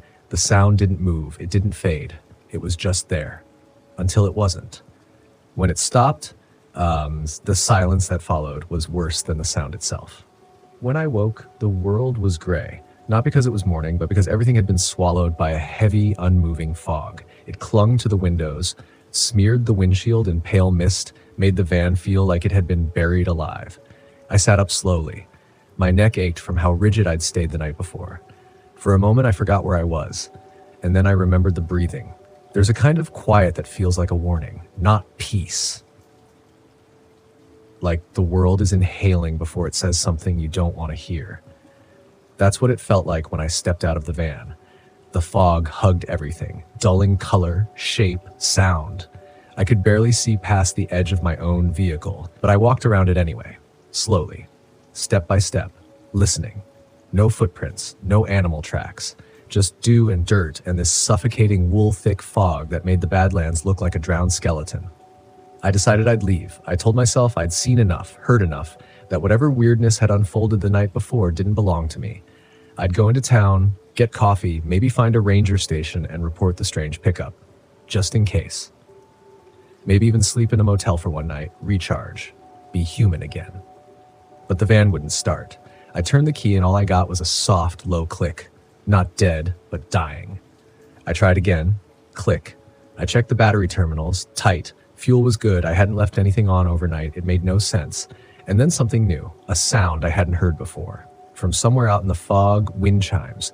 Not the metal kind you buy at garden stores. These were dull. Hollow. Bone. Wood. I couldn't tell. But they moved slow, irregular, like someone was shaking them gently by hand. No pattern. Just an occasional clack. Soft and empty. And they were close. I didn't move, just stood there, keys in my fist, staring into the white nothing around me. The fog was so thick it might as well have been a wall, but the sound didn't come from far. It came from behind me. I turned. The chimes stopped, and then a new sound. One I will never in my life forget. A child's voice. Whispering. It wasn't close, and that somehow made it worse. It came from just beyond the fog line, light and broken, as if the voice itself was struggling to find the air it needed. Just 3 words. Help me, please. I didn't move. I couldn't. That voice didn't belong out there. Not in that landscape. Not alone. Not at that hour. The logical part of me, the part that still wanted to be a functioning, rational adult, said, go help. Maybe someone's lost. Maybe they broke down like you. Maybe there's a family nearby, a real emergency. But that voice, it wasn't scared. It wasn't panicked. It was too slow, too controlled. As if whoever it belonged to knew I was listening, knew I wouldn't be able to ignore it. Hello, I called out. Quiet, careful, nothing. The fog shifted, not lifted but moved slightly, enough for me to see the base of a dead cedar tree a few dozen feet away. Beneath it, something hung, a shape, human-sized. I stepped back toward the van. I didn't want to see it, but I had to look. I squinted into the gray and saw what looked like a dream catcher, but wrong, bigger, more tangled. A circle of bone lashed together with what looked like hair, feathers tied at the bottom, something cloth-like hanging in the center, soaked through, and woven through the entire thing, impossible to miss, were teeth. Dozens of them, not just animal. Some were clearly human. That's when I heard the second voice. Not a whisper this time. It came from beneath the van. 3 words, same as before, same rhythm. Let me in. I didn't scream. I don't think I could have. I jumped back, tripping over the wheel block, hitting the ground hard. The keys skittered from my hand. My arm scraped open on a rock. My head spun. I crawled, grabbed the axe from the van's rear door, and backed up fast, never turning away. The fog pressed in again. Thicker. I couldn't see the hanging thing anymore. The tree was gone in the gray. So was the voice. So was everything except the breathing. It came again, not from one direction, from everywhere. As if the fog itself was alive and exhaling. And I realized something then, something I should have noticed the night before.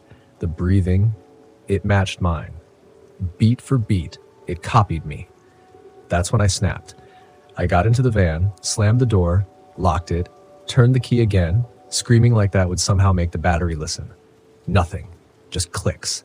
I hit the dash, yelled, cried, told myself I was losing it. Then I saw the note. It wasn't there before. I know it wasn't. It was wedged under my windshield wiper. 1 line. You moved, but it followed. I sat there for hours, clutching the axe like a lifeline, waiting for the fog to clear, watching, listening. When the sun finally burned through, everything looked the same. No teeth chimes, no figure. No voice. Just dry grass and rock and wind again. I got out slowly, checked under the van. Nothing. The fog had taken whatever it brought with it, and then, like a miracle, the van started. No clicks, no delay, just the soft hum of ignition like nothing had ever been wrong. I should have left, that minute, driven as fast as I could out of that cursed canyon, but I didn't, because part of me still needed to know. Why did it copy my breath? Why those words? Why me? And I still hadn't checked the pickup truck again. The human mind is strange. Even after everything, the tapping, the breathing, the voices in the fog, part of me still clung to the belief that maybe there was a rational explanation. Something in my water, carbon monoxide leak, a trick of pressure and nerves. I'd been alone too long, maybe my brain was unraveling. But that note was real. You moved, but it followed. It sat on my dash like a riddle carved in bone. No signature, no direction. Just a sentence that felt less like a warning and more like a sentence. Like I'd been found guilty of something I didn't understand. By mid-afternoon, the fog had burned off completely. The sun was high, and the Badlands looked they always did in photos. Desolate, sharp, indifferent. I sat behind the wheel, hands resting on the ignition, heart beating like it was still caught in the fog. But I didn't drive away. I needed to see the pickup again. Needed to prove to myself that something was off there. That all this had a center. And that if I could just stare it down, maybe it would dissolve. I retraced my route back along the dirt path. Every bump in the trail sent a jolt through my spine. I passed the vault toilet, the ridge, the burnt-looking shrub that had marked the edge of the primitive site. And then I saw it. The truck was gone. The crooked mudcake pickup, it wasn't there anymore. I stopped the van right in the middle of the trail, climbed out, looked around like I was missing something obvious. Like maybe it had just been moved a few feet. But there were no fresh tire tracks, no prints, no sign it had ever been there. Except for one thing, a pile of feathers, right where the truck used to be. Not scattered, not random, arranged. A perfect circle of black feathers in the dirt, the center hollow like an eye socket. And around the circle, scratched into the dirt, a ring of tiny indentations, like claw marks or fingertips. I stood there too long enough for the light to shift again, for the wind to kick up with that same strained breath I'd heard before. I took a photo of the feathers, then I crushed them under my boot without thinking, just to make them stop existing in that perfect shape. And I left. Back in the van, I locked the doors, even though I was in daylight in a national park alone with no one around. I didn't trust the air anymore. I didn't trust where the danger came from. Was it something in the land, something buried, something I'd triggered just by being seen? I drove to the main road, found the nearest ranger station. It was empty. Just a printed sign taped to the door. Out on patrol, back by 6. I looked at the time, 3:42. I should have waited, but something about waiting made me feel helpless, like the fear would keep growing until it cracked my ribs open. So I drove again, this time not to run, but to find something else. I remembered a small trading post marked on my map, about 20 minutes northeast. It's just outside the park boundary. I'd passed it on my way in, the kind of place with cheap coffee, postcards, maybe a few hunters stocking up on jerky and ammo. When I got there, it was there. All right, half boarded up, old bell over the door, dust settled in thick outlines. But it was open, barely. The woman inside was older, wrinkled in that leathery way that comes from wind and time, not age alone. She barely looked up when I stepped inside. "Need gas?" she asked, as if on autopilot. "No," I said. My voice sounded hoarse. I was camping, out near the primitive site, near the West Ridge. Her eyes stopped moving, locked onto mine. I felt it immediately, that pause before people decide if they're going to lie to you. "You camp out there long?" "2 nights," I said. She looked down as if that was a number that made sense. Then she asked quietly, "You see the boy yet?" I stared at her. "What?" She didn't repeat it, just turned around and shuffled toward the back counter where an old ceramic coffee pot steamed. The air smelled burnt, earthy, faintly sweet, like tobacco and spoiled sugar. "I don't know what's out there," she said after a moment, "but I know what's not." "And what's that?" She turned to me, eyes flat. "People." We stood there in silence, long enough for the air to thicken again. She reached under the counter and pulled out a yellowed map, one of those fold-out tourist ones with cartoon bison and trail markings. She unfolded it slow, stabbed her finger at a point near the West Ridge. "Don't go here," she said. "There's a place. Off map. Wasn't always empty, but now it is. I looked. Nothing was marked there, just empty tan space between cliffs. People used to call it the step place, she muttered. What does that mean? Means when you go there, you hear footsteps. Not yours. Never yours. I didn't ask more. I should have, but I didn't. Because some part of me already knew. That night, I parked at a private RV park 3 towns away. Electricity, lights, people, voices. I could see other campers grilling dinner, laughing under string lights. Music played from someone's Bluetooth speaker, some 70s rock ballad I couldn't place. And still, I couldn't shake it. Not just the fear. The feeling of being watched. Not out of curiosity or malice, but out of familiarity. Like I'd been seen before. And now that I'd looked back, I was part of it. I went to bed early, shut the curtains tight, and for the first time in years, I dreamed of my brother. He died when I was 10, fell through ice on a lake near Gunnison. I was supposed to be watching him. We were camping with my dad. I looked away for 10 seconds, maybe 12. I don't even remember what I was doing. Just that when I looked back, he was already under. And in the dream, he was outside my van, tapping, rhythmic, patient. When I opened the door, he smiled, pale, blue-lipped, just like he looked when they pulled him out. "Let me in," he said, and I did. I woke up in the dark, the kind of dark that makes you forget where you are. Not because the lights are off, but because the dark itself feels intentional, heavy, saturated, like it's being poured into the van, spoonful by spoonful, until it replaces the air. My skin was damp, my breath shallow. I didn't remember falling asleep. My body felt weighted down, like I'd been dreaming under deep water again, like my brother's fingers were still wrapped around my wrist.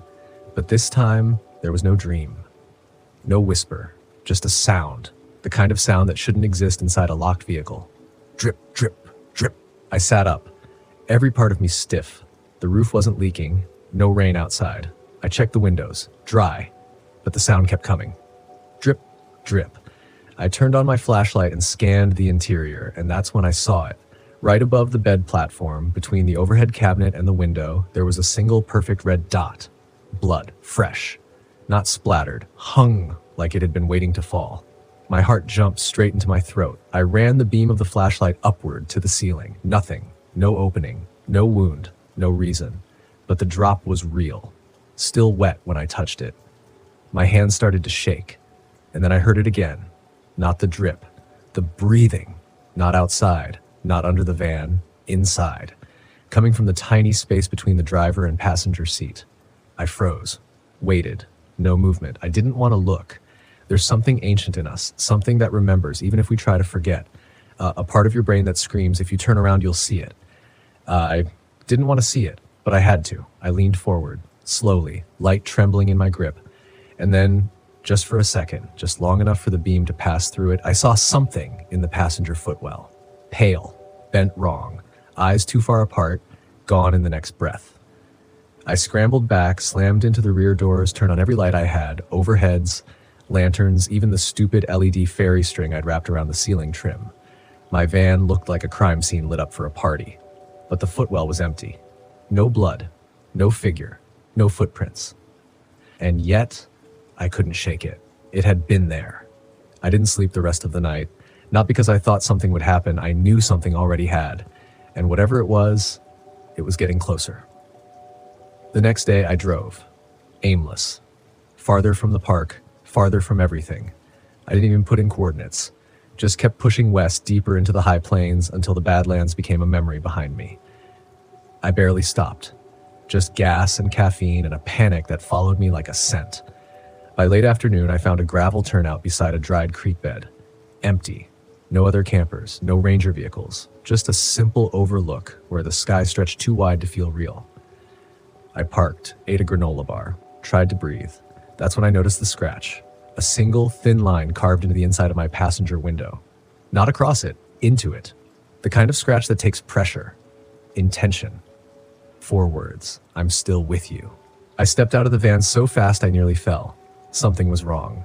Not just fear wrong, physics wrong, reality wrong. Because that scratch hadn't been there before. I knew it hadn't, and yet the glass was clean around it. No fingerprints, no dirt, no trace of how it had been made. And the worst part, it was written from the inside. I packed my gear in a frenzy, slammed cabinets, pulled wires from outlets. I needed to be gone. Needed people, a hotel, fluorescent lights and front desks and lobby music, anything normal. And then I heard it. That voice, not outside, inside my head. Just one word, clear, familiar, stay. I gripped the steering wheel so tight my knuckles cracked, and I felt it again, the breath, matching mine. Not outside, not in the wind or the engine. Inside the van, a rhythm, a presence, something sinking to me, learning me, following, like I'd breathed something in that first night in the fog and it hadn't left. I pulled out my phone, called the one person I hadn't spoken to in years, my father. He answered on the third ring, voice hoarse, distant, like he knew it was me before he looked. "Hey," I said, "I'm out near Badlands. Something's happening." He didn't ask what, just went quiet for a beat, then said, "You went back." I didn't understand. "Back where?" "That place," he said, "where your brother fell." I froze. "That wasn't the Badlands," I whispered. "It was near enough." There was a long pause. "You think this is about him?" I asked. Another pause. And then, so quietly I almost missed it, he said, "It follows blood." I hung up. Threw the phone on the passenger seat and drove like hell. My mind reeled. Had he known? Had we known? Was that land tied to my brother, to what happened, to what wasn't supposed to be real? I didn't stop driving for hours, didn't eat, didn't think, but eventually I had to sleep. I pulled into a state rest stop just over the border into Wyoming. Bright lights, security cameras, picnic benches, a family parked nearby. Their kids were laughing. One of them waved at me as I parked, and for the first time in days, I thought maybe I was finally somewhere safe. But when I got out to stretch my legs, I saw it. A circle of black feathers, perfect, silent, right beneath my van. The moment I saw that circle of feathers, every muscle in my body locked. I didn't even step forward. I just stood there, staring at it. The same perfect pattern I'd seen out by the pickup truck, etched again into the dirt below my van. Same black feathers. Same hollow center. Same stillness that made the rest of the world feel paused. But this time, something was different. There was something inside the circle. A stone. Smooth. No larger than a skipping rock, but etched with something. Shallow markings, barely visible unless you looked close. Lines that curled like veins, symbols maybe, or some primitive kind of writing.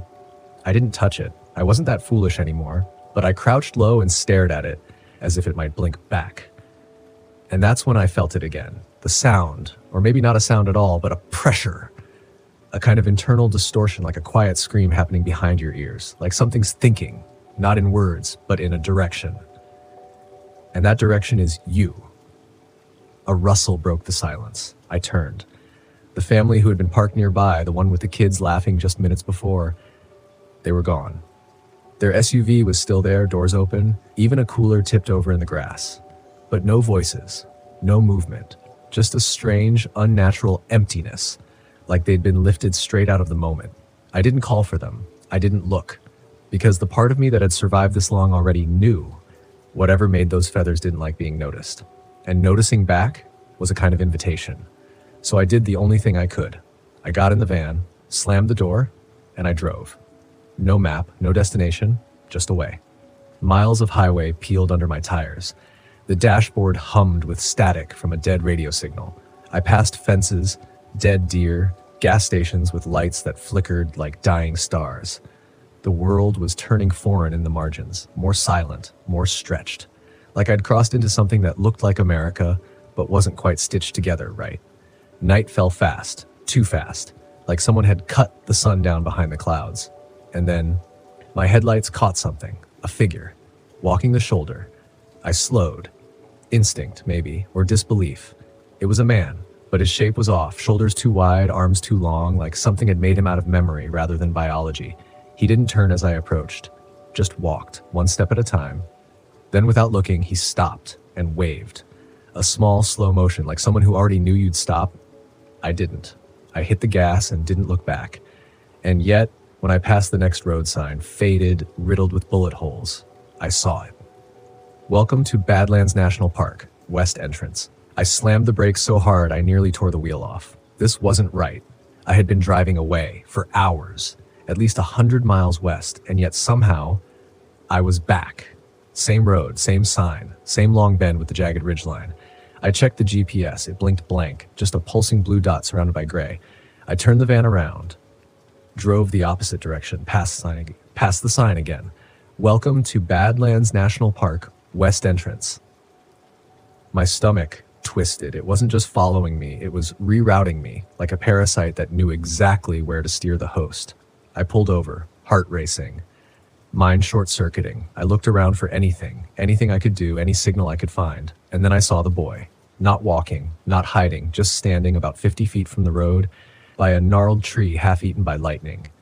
Pale, thin, hair soaked like he'd just come out of water. He looked about 9. He looked like my brother, but I knew it wasn't him, because I'd seen my brother pulled out of the lake. I saw the CPR, the blanket, the stillness, and this boy.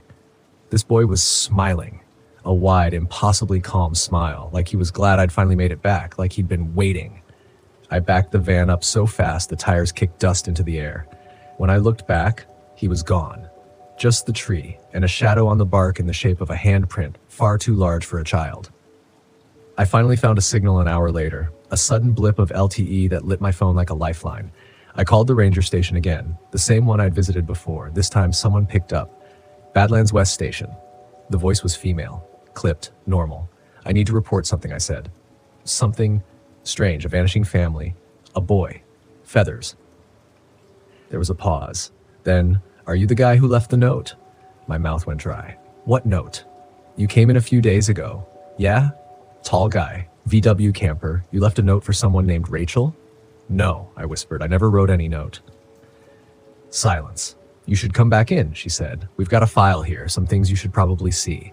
That word again, back. Why did everything want me to go back? I ended the call, pulled off into a dirt clearing under a lone cottonwood and killed the engine.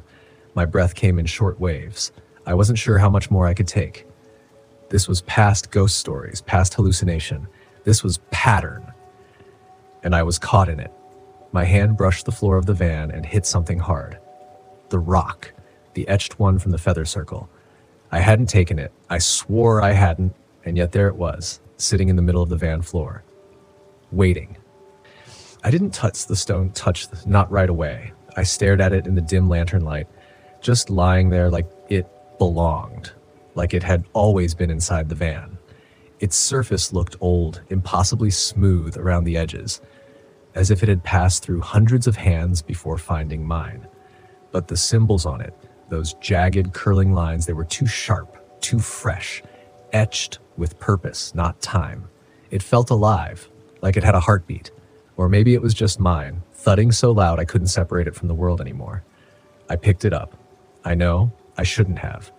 Every instinct, every rule of every horror story says don't touch the cursed object. But this wasn't a story anymore. This was happening. It had been happening. And whatever was following me, I couldn't run from it anymore. The moment my fingers closed around the stone, a wave of heat surged up my arm, not burning, but sickly, like fever, like guilt. And then everything slowed. The air, the sound, the van's swaying chassis. Time itself seemed to pull, rubber banding into this warped, humming stasis where the only thing that mattered was memory. I didn't see the road. I saw the dock, that wooden dock where my brother and I used to fish, the last time we saw him breathing. I was back there, not physically, not in any way that makes sense, but I felt it. The warmth of the sun on the lake, the creak of the boards, his laugh, small, sharp, full of that endless childhood trust that nothing could ever go wrong. And I saw something I had never admitted. I saw myself turning my back. Just for a second, just enough. He hadn't fallen. He was pulled. I let go of the stone like it had scalded me. My hand burned, palm red and twitching. I couldn't breathe. This wasn't just trauma. This thing, whatever had made the circle, scratched the window, carved the symbols, it feeds on trauma, grows from it, nurtures itself in the spaces we try to forget. And I had brought it with me. All these years. All across the states, every van build, every lonely night on a remote ridge where I thought I was free. It had always been there. Not haunting the campground, haunting me. I didn't drive that night. I didn't even move. I sat on the edge of the bed platform with the doors wide open, letting the cold wind pour in like a punishment I felt I deserved. The sky above me was clear, too clear. Stars sharp as razors hung low like they were watching. I started thinking about the Lakota, how the Badlands are sacred, how they say the spirits out here don't follow the rules, how they warn not to sleep under certain ridges, not to follow voices into the ravines, not to take anything that isn't yours. I had broken every one of those rules. And now, the land was speaking, not in English, not even in sound, but in presence. A shape stood on the ridge across from me. No face, just a silhouette, tall, bent, as if gravity couldn't quite make it kneel. And I swear to you, I didn't imagine it. It lifted its arm and pointed right at me. Then it turned, walked toward a thin path that led straight into the valley, an invitation or a dare. I should have locked the doors. I should have driven. But something in me, something sick, wounded, unfinished, stood up. I grabbed a headlamp and followed. The path wound down like a vein cut into the land, narrow, dry, and echoing with a silence that made my ears ring. No wind, no crickets, no animals, just dirt and me. And the thing that waited. I reached a clearing. A depression in the earth surrounded by shale, nearly circular like a crater made by something that didn't belong here. And in the center, bones. Piles of them, small ones, large ones, picked clean, arranged in spirals like ribs of some forgotten god. And standing over them, the shape. Now closer, now realer. Its form pulsed, not with light, but with wrongness, as if my eyes couldn't quite hold it, like my brain had to guess what it was looking at. And in its hands was the stone, not the one I dropped. Another, etched deeper, wider. It stepped back, leaving the stone behind at the center of the bone spiral, and then it was gone. No fanfare, no scream, just absence. I should have left, I should have run, but I stepped forward, 1 foot into the circle, then another. And I picked up the stone. I woke up in the van, just like that. No memory of walking back, no scratches, no blood, just me. The sun already up, everything. Normal, too normal. Like waking up from surgery and realizing you've forgotten something important. The second stone sat in the passenger seat, waiting. And next to it, a note. Folded, weathered, written in my handwriting. But I had never written it. You don't escape this by running, you escape it by remembering. Go to where it began. I read the words 3 times before they made any sense. Go to where it began. Not the Badlands, not even the campground.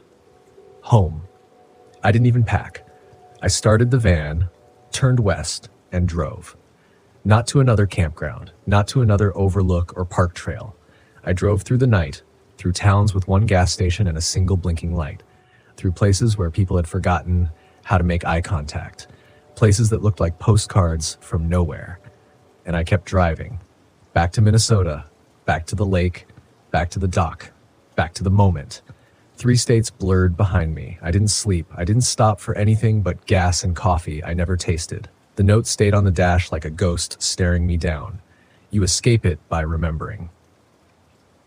By the time I pulled into the gravel lot at Silver Hollow Lake, the sun was bleeding orange across the water. Nothing had changed. The trees were still crooked over the trail. The wood of the dock still gray with rot and mildew, and the water still looked black at the center. The kind of black that doesn't just reflect the sky, but pulls it down into itself. I walked to the end of the dock. Same spot he fell from. Same creaky board that gave out under my foot all those years ago. I sat down, took the 2 stones from my pack, placed them beside me, and for the first time in over a decade, I let myself remember everything. The truth wasn't complicated. It never is. He didn't fall, and he wasn't pulled by some ancient spirit in the water. He saw something. I saw something. A shape beneath the dock, just under the surface, hovering in the murky still like it had been waiting for us. Long fingers, no eyes. And when I screamed, when I pointed, my brother didn't run. He leaned over, curious. And in that instant, something reached up. I can still hear the splash, still see the bubbles, still feel the soundless scream I carried inside my chest when I dove in after him and found nothing but weeds curling around my legs like fingers. He was gone before I hit the water. Gone like he'd never existed. And the worst part? No one believed me. Not the divers, not my parents, not the therapist with the clipboard and tired eyes. They all said the same thing. You're grieving, you imagined it. But I didn't imagine that shape, just like I didn't imagine the shadow in the Badlands, the spirals, the stone that carried memory like poison. This thing, whatever it is, it doesn't live in just one place. It lives in moments, in guilt, in memory we refuse to look at, It doesn't hunt you. You hunt yourself, and it just waits for the collapse. I held both stones in my hands, and I spoke out loud for the first time in years. I saw you. I said, I should have pulled you back. I should have done something. The words cracked something open in me, something that felt like shame, but deeper, like a splinter pulled after festering under the skin. I carry you, I whispered, and I always will. I stood, and I dropped the first stone into the water, then the second. Both sank without sound, without ripple, but something in the air shifted. Subtly, like the tension had stepped backward, like the pressure in my ears, the whisper behind my heartbeat had finally loosened. I waited, just in case the shape came back, in case this was all a trick, a circle with no end, but the lake remained still, just wind on the reeds, just birdsong at the tree line, and for the first time, no reflection of anything that didn't belong. I left Silver Hollow and drove south, not to the Badlands, not to any place with memory, just forward. I stopped near a small trail in Nebraska, far off grid. Slept in the van under a moon that didn't feel like it was staring through me anymore. When I woke, the stones were still gone. No feathers, no handprints, no whispers in the walls, but something else had changed. Me. Because the fear didn't vanish. The unease didn't die. It never does. That's not how healing works. But I had made it visible. I had spoken the name of the thing I'd buried. My guilt, my loss, my silence. And that, I think, is how you survive something that haunts you. Not by outrunning it, but by walking straight toward it. By naming it. By breaking the cycle of fear that keeps feeding the dark. That next morning, I made coffee on the portable stove and sat with my back to the van. The sunrise cut gold across the grass. And for the first time in a long while, I didn't check the rearview mirror. But I did listen. Not for footsteps. Not for scratching. But for the silence. Because I've learned that silence can be both a predator and a healer. Out in the wild, especially camping alone, you don't just hear what's out there. You hear what's still in you. The memories you packed with your sleeping bag. The regrets you stuffed beside the spare fuses and tire jack. The people you lost who never really left your passenger seat. But now, I welcome them. I let them ride with me. Because if the road is long enough and the truth is spoken deep enough, even the shadows start to listen. Even the things that once scared you begin to teach you. I don't camp the same way anymore. I don't seek out the darkest places just to prove I'm not afraid. I don't ignore the stories people whisper around the campfire, dismissing them as myths. Because sometimes myths are just trauma given shape. Sometimes fear remembers better than facts do. And when the wind howls at night, I don't always assume it's just the wind. But I also don't run anymore. I listen. I remember. And then I rest. Because healing doesn't mean the story ends. It just means it changes. There are places I still won't go. Ravines too quiet. Forests where even the animals hold their breath. Valleys that seem to sink into themselves like old wounds in the land. But not because I'm afraid. Not anymore. Now it's respect. You learn over time that nature doesn't always want to be understood. Some places weren't meant to host fires and folding chairs. Some ridges aren't campsites, they're memorials. And sometimes you bring ghosts with you. Not the kind that moan and rattle chains, but the kind that breathe down your neck when you ignore your instincts.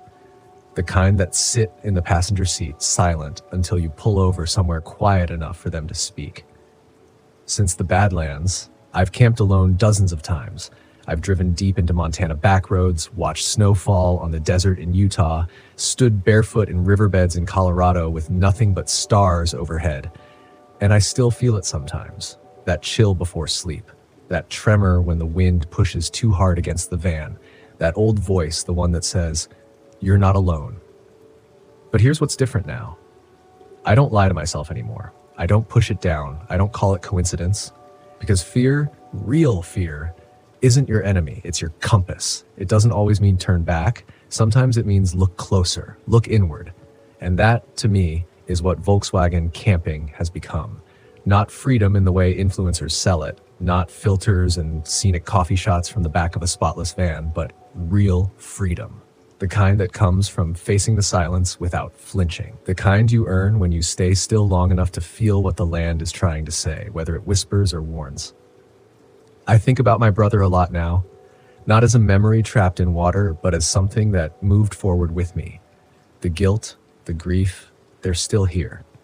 But they no longer rot in silence. I speak about him, to the road, to strangers, to the trees when the wind dies and I'm sitting alone, coffee cooling in my hand and headlights off. Sometimes I wonder if he sees me, if he knows I finally went back, if the shape in the water let go of him because I finally let go of the lie that it was all just an accident, that nothing followed me, that monsters don't wear memory like skin.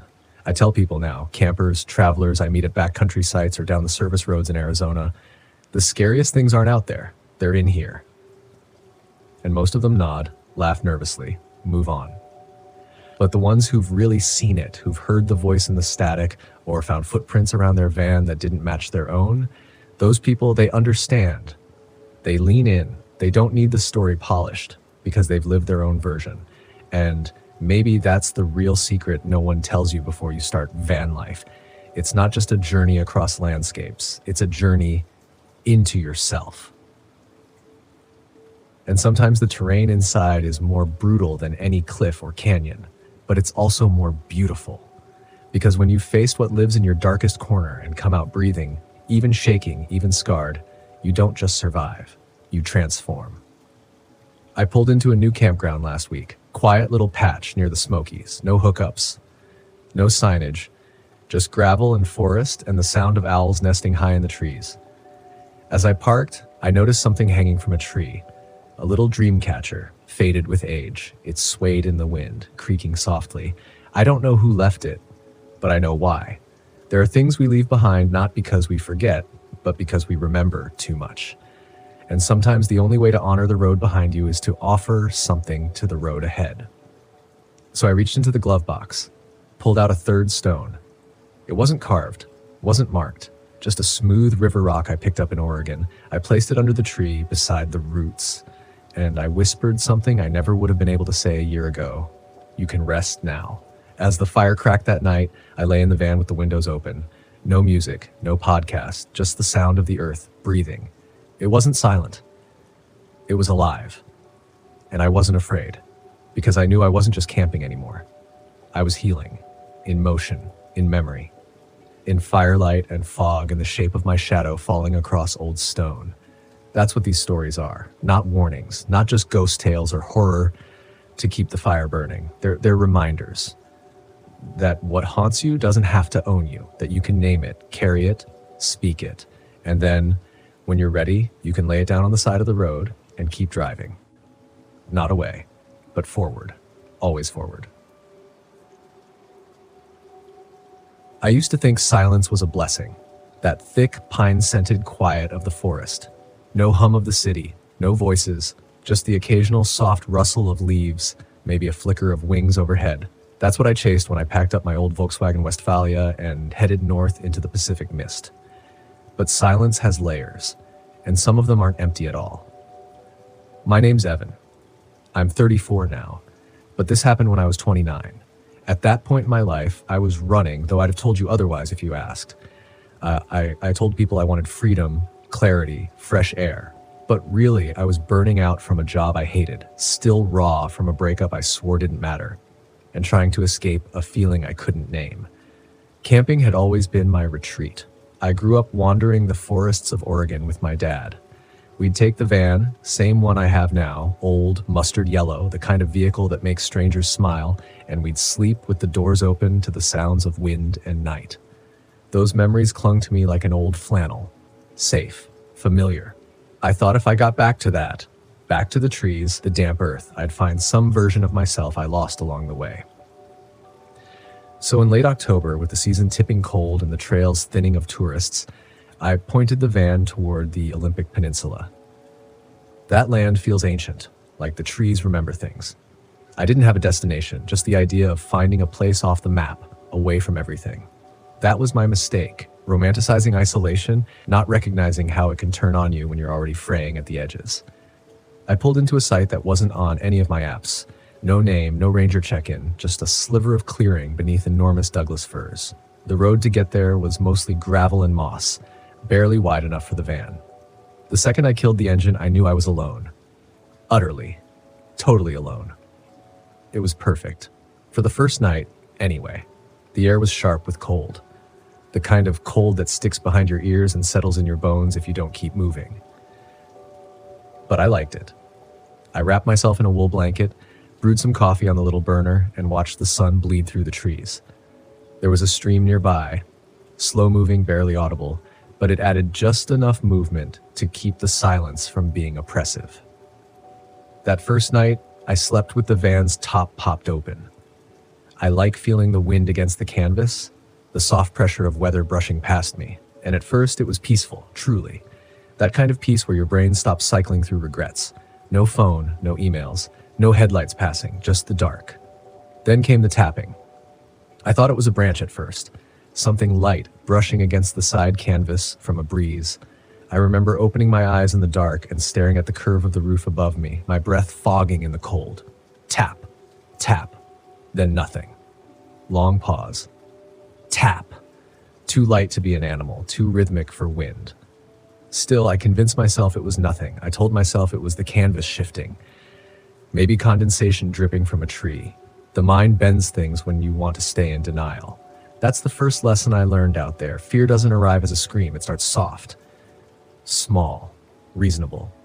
I woke the next morning groggy and stiff but calm. The light filtered through the trees like melted gold. I made oatmeal, hiked down to the stream, breathed in the moss and ferns. I told myself I'd stay another night. 2, even. I wasn't ready to go back to people. I wasn't ready to hear myself talk out loud again. That second night, the forest changed. I noticed it before sundown. The birds were gone. That was the first thing. All day I'd heard the occasional flick of wings, the coo of something high in the canopy, but around 4 o'clock, everything went still. No movement, no sound. Even the stream sounded muted, like someone had placed glass over it. I was trying to read, sitting in the van with the side door cracked open, when I got the sense, no, the certainty that I wasn't alone. Not watched. That's different. We've all felt watched before. This was deeper, like something had entered the perimeter, something quiet and waiting. I stepped out to look around. Nothing. Just towering trees, a blanket of dead leaves, fading light. But the air felt wrong. Heavy. Like the oxygen itself had thickened. I shut the van early that night. Locked it, even though I almost never do. I left the top down and burrowed into my sleeping bag with a knife under the pillow. Ridiculous, I told myself. You're alone. You wanted this. But the tapping came again. This time it was louder. Not above me, but beside the sliding door. Sharp.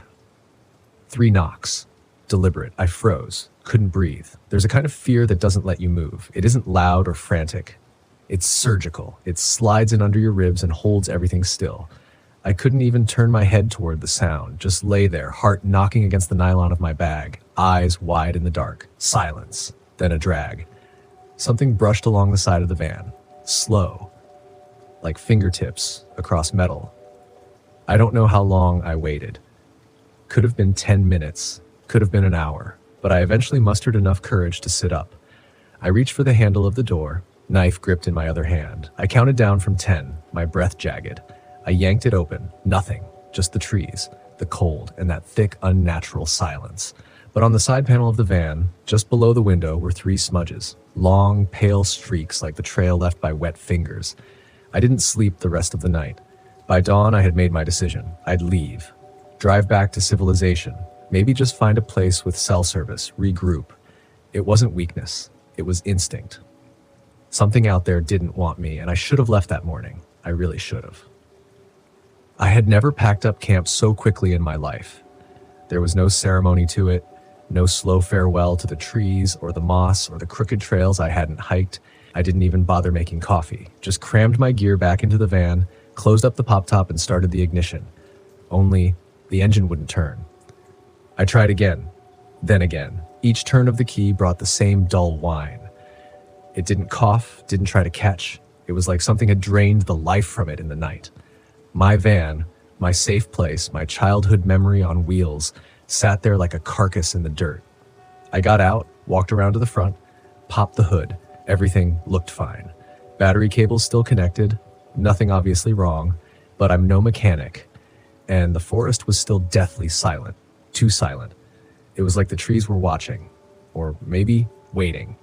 I grabbed my backpack and stuffed it with the bare essentials: water, flashlight, the knife, my map, and a granola bar. My plan was to hike back down the gravel road until I hit signal or saw another human being. I figured it was maybe 5 or 6 miles to the nearest marked site. An hour or two walk, tops. The road felt different on foot. What had seemed like a charming, overgrown passage into nowhere the day before now felt like a corridor. The trees leaned in close and wet and dark. The canopy blotted out the sky. Each step sounded too loud. My boots crunched, cracked, echoed, and there were no birds, not one. After about a mile, I stopped and turned around. I don't know why. Some primitive, inherited instinct. Like when you feel eyes on the back of your neck, that old bone-deep signal that something behind you isn't right. Nothing was there. But the hairs on my arms stayed up. I kept walking, faster now, checking over my shoulder every few minutes. Still nothing. Just that road winding back through the gloom like a snake with no end. Then the smell hit me. It started as a sweetness, sickly, almost floral. But underneath that was something rotten. Decay, deep and wet, like mushrooms growing on a body. I covered my nose and mouth with my sleeve and pushed forward, convinced it was just some roadkill nearby. But it followed me. No matter how far I walked, the smell hovered just behind me, like it was attached to the air itself. Every breath tasted like rot. And then I heard it, a voice. Not loud, not close, but clear. It was saying my name. Evan. Soft. Drawn out. Not a shout, not a scream, just called, like a mother looking for her child in the dark. I stopped. My throat closed. Evan. It came from the trees, off to the left, somewhere deep in the brush. At first I thought maybe someone had followed me. A ranger? Another camper? Someone lost, calling out for help. But they shouldn't have known my name. I stood there in the middle of the gravel road, heart pounding in my ears, skin pulled tight across my chest. I waited. I didn't move. Evan. Come back. It was farther now. Fainter. I bolted. I ran like a child runs from a nightmare. No plan, no breath, just legs pumping and arms flailing. The backpack slapped against me. I didn't care. I just needed out. I needed someone. I needed the trees to stop pressing in, but the road, it didn't end. It should have been a mile more. 2 tops. But I kept running and the trees stayed the same. Same bend in the path, same fallen logs, same potholes. It was like I hadn't moved at all. I stopped, gasping, bent double. Then I heard the knock. 3 knocks, sharp, hollow. Not from a tree, not from behind me, inside me, like it was echoing from within my own skull. I dropped to my knees. Something was wrong, not just with the place, with me. My thoughts felt fuzzy. My legs wouldn't stop shaking. My stomach turned. The smell hadn't faded, it had grown stronger, almost unbearable now. I gagged and nearly threw up in the dirt. And then I heard the engine. It was faint, but unmistakable, the sound of my van's ignition turning over, deep back in the forest behind me. I hadn't touched it in over an hour. I'd left it dead and cold in the clearing. But there it was, running. I should have kept going forward, should have pushed through until I found help. But fear doesn't always make sense. Sometimes it grabs you by the back of the neck and yanks you toward the thing you're most afraid of. So I turned around. I ran back. The road didn't fight me this time. It unspooled faster than it should have. Like it wanted me to come back. Like it had tricked me. I reached the clearing in under 10 minutes, though I swear I'd been walking for over an hour the other way. And there it was. My van. Lights off. Engine silent. Door open. Just slightly. I froze at the edge of the trees. I never leave the door open. It hadn't been open when I left. I stepped forward, each footfall crunching through the leaves like thunder. My breath steamed out in clouds. The smell was gone now, completely. No sweetness, no rot, just clean, cold air. I stood at the side of the van and looked inside. It was empty. Just my gear, scattered slightly, sleeping bag rumpled, flashlight knocked off the counter, but nothing wrong. And that's what made it worse. If something had been destroyed, it would have made sense. A bear, a person, something physical, something real. But no. It was like someone had entered, moved just enough to say I was here, and left everything else untouched. I backed away, slow, reached for the door, slid it shut. The sound echoed like a gunshot in the stillness. I climbed into the driver's seat, tried the ignition again, and it started. On the first turn, the engine purred like it always had. I didn't waste time. I turned the van around, heart slamming so hard I thought I might faint, and drove down the road. This time, it opened wide. No tricks, no echoes, just mud and gravel beneath my tires, the trees falling away behind me. I didn't look in the mirrors. I didn't want to see what might be standing at the tree line. I thought the fear would end once I got out. That was my last lie. I drove until the trees thinned and gave way to open sky, until I saw power lines and fences and a green road sign with chipped lettering that said, Forks, 11 miles. I thought I might cry, not from joy, but release, like I'd been holding my breath for hours and didn't even realize it. I kept the windows cracked even though the air was freezing. I needed to smell something that didn't come from that forest. I kept checking the back seat, glancing in the rearview mirror. Every so often, I thought I saw movement in the corner of my eye, something pale just at the edge of the window, but there was never anything there. When I got into town, I pulled into the first gas station I saw, parked under the buzzing floodlights, and just sat there for a while. The hum of civilization comforted me in a strange way. Cars passing, lights flickering, the metallic whine of the air compressor. It was ugly, and I welcomed it. I refueled, bought a lukewarm coffee, and asked the clerk if there was a motel nearby. He pointed behind the station, a little roadside thing with 2 floors and a sagging red sign that read, Rest Easy Inn. I must have looked like hell because he asked me if I was okay. I lied again, said I hadn't slept well. Just tired. Long trip. Nothing strange. He nodded but slowly, like he didn't quite believe me. I booked a room for 2 nights, number 107, ground floor, stale carpet, smelled like mildew. But the bed was flat and warm and didn't creak when I laid down. I should have passed out. My whole body was screaming for rest. But I just stared at the ceiling. My mind wouldn't stop moving. I kept hearing that voice, the way it said my name, the way it sounded like it belonged to someone I should have trusted. It wasn't the forest that scared me the most. It was how it knew who I was.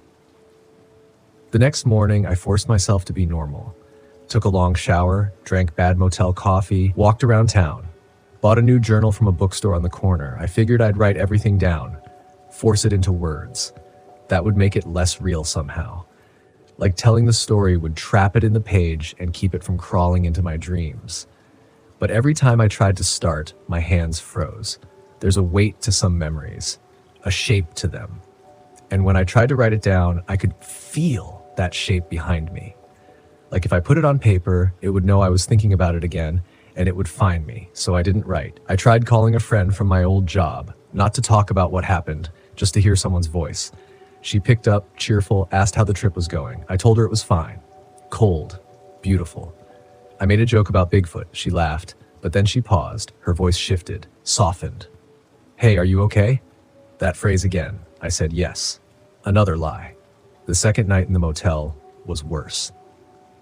The quiet came back, not like the forest, different, thinner, like sound was supposed to be there, but something was dampening it, like I was underwater. I kept hearing small noises, not loud, not dramatic, but constant. The heater clicking, the faucet dripping, and then a knock, 3 of them, on the wall behind the bed. I sat up, heart in my throat. It was 2:11 a.m. I waited, nothing, no voices, no footsteps, just silence.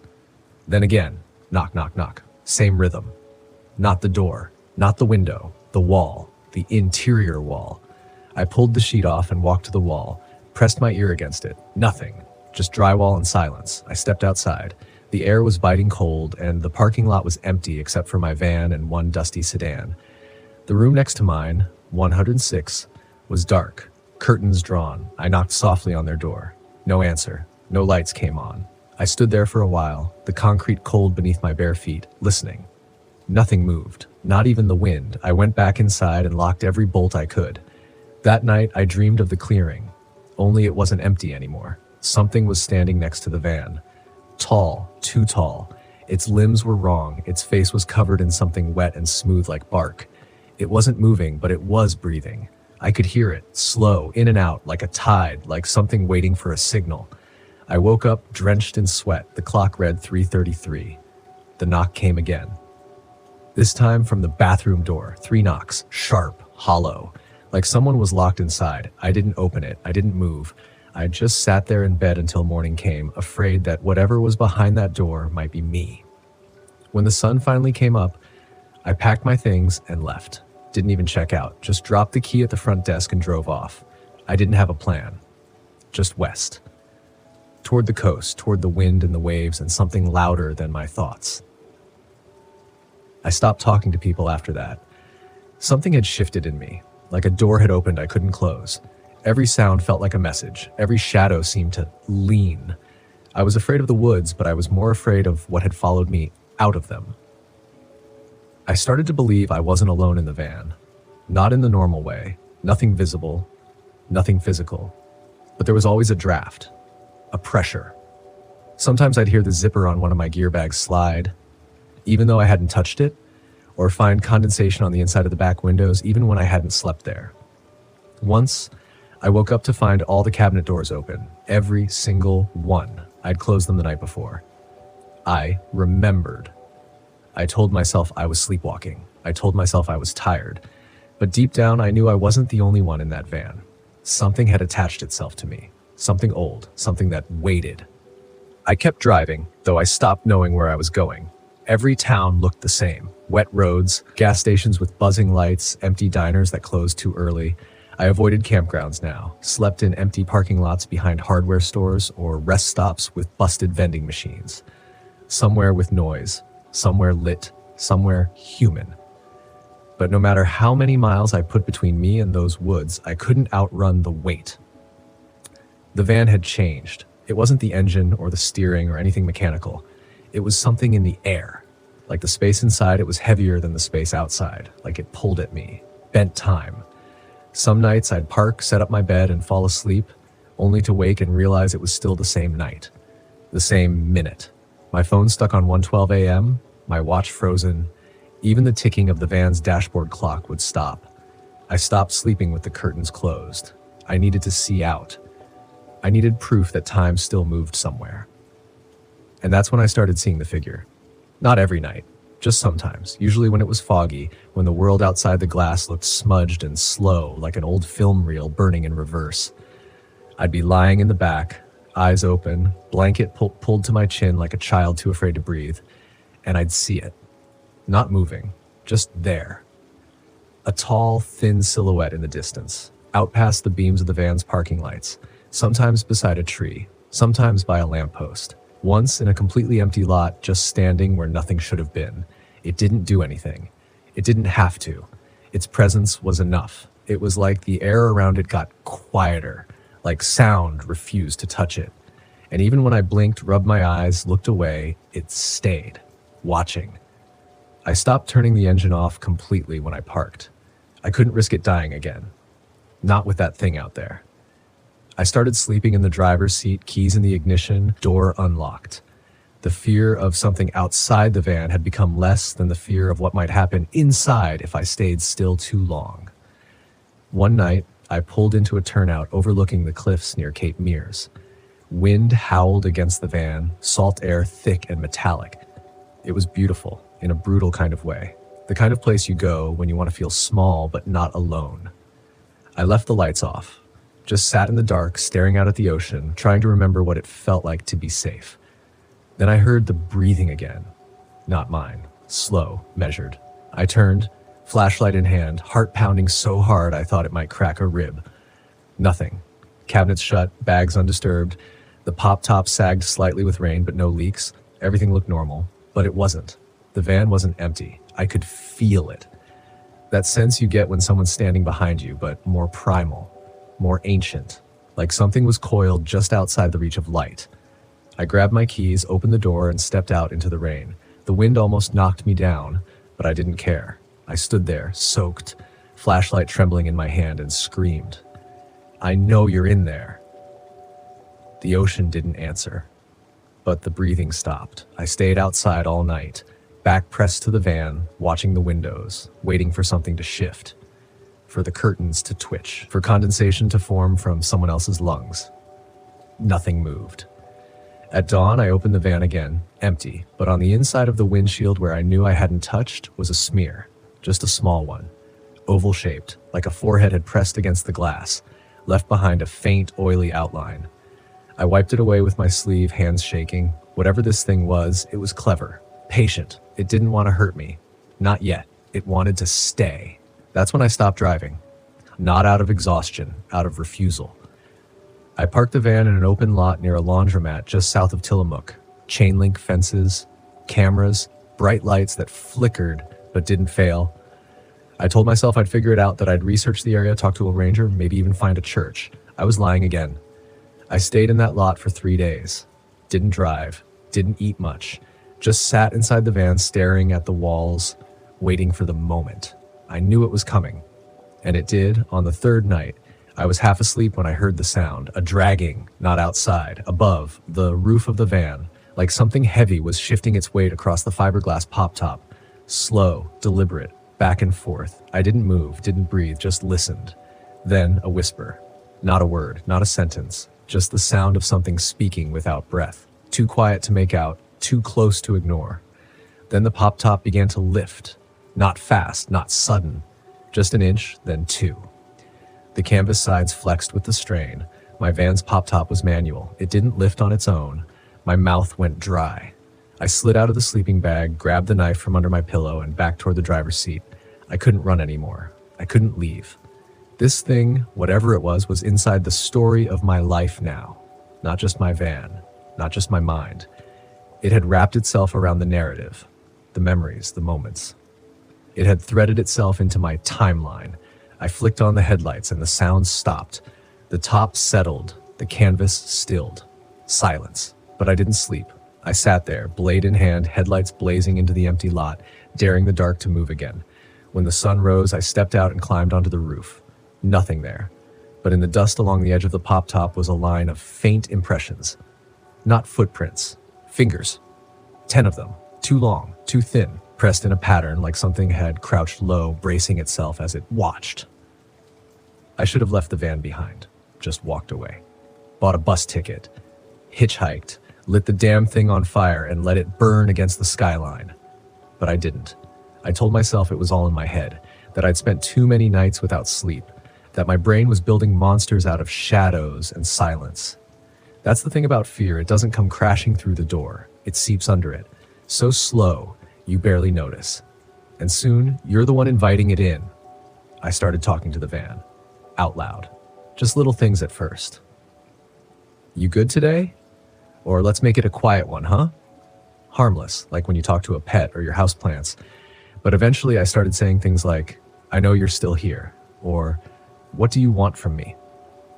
I never got an answer, not in words, but every now and then something would creak, a drawer would shift, a gust of air would move through the vents, even when the fan was off. Like the van was acknowledging me, like it was waiting. I stopped reaching out to people. What would I say? Hey, I think I picked up something haunted in the woods. It lives in my Volkswagen now, and I think it knows my name. They'd lock me up, so I isolated, grew quiet. My thoughts weren't linear anymore. They came in spirals, fragments, snippets of that voice from the woods, images of that clearing flashing in my mind like lightning behind closed eyes, and always that same feeling, that something was watching me sleep. Not to kill me, not to harm me, to be with me. I started avoiding mirrors. They didn't reflect what I remembered. Sometimes I looked tired, other times too rested. My eyes looked deeper, too calm, like the part of me that should have been afraid had been pushed out and something else was settling in. One night I stood in the parking lot of a shuttered antique store off Route 6, watching the wind move through a collapsed fence. The van sat behind me, door open, waiting. I could feel its gaze. And that's when the thought came. Not a voice, just an idea.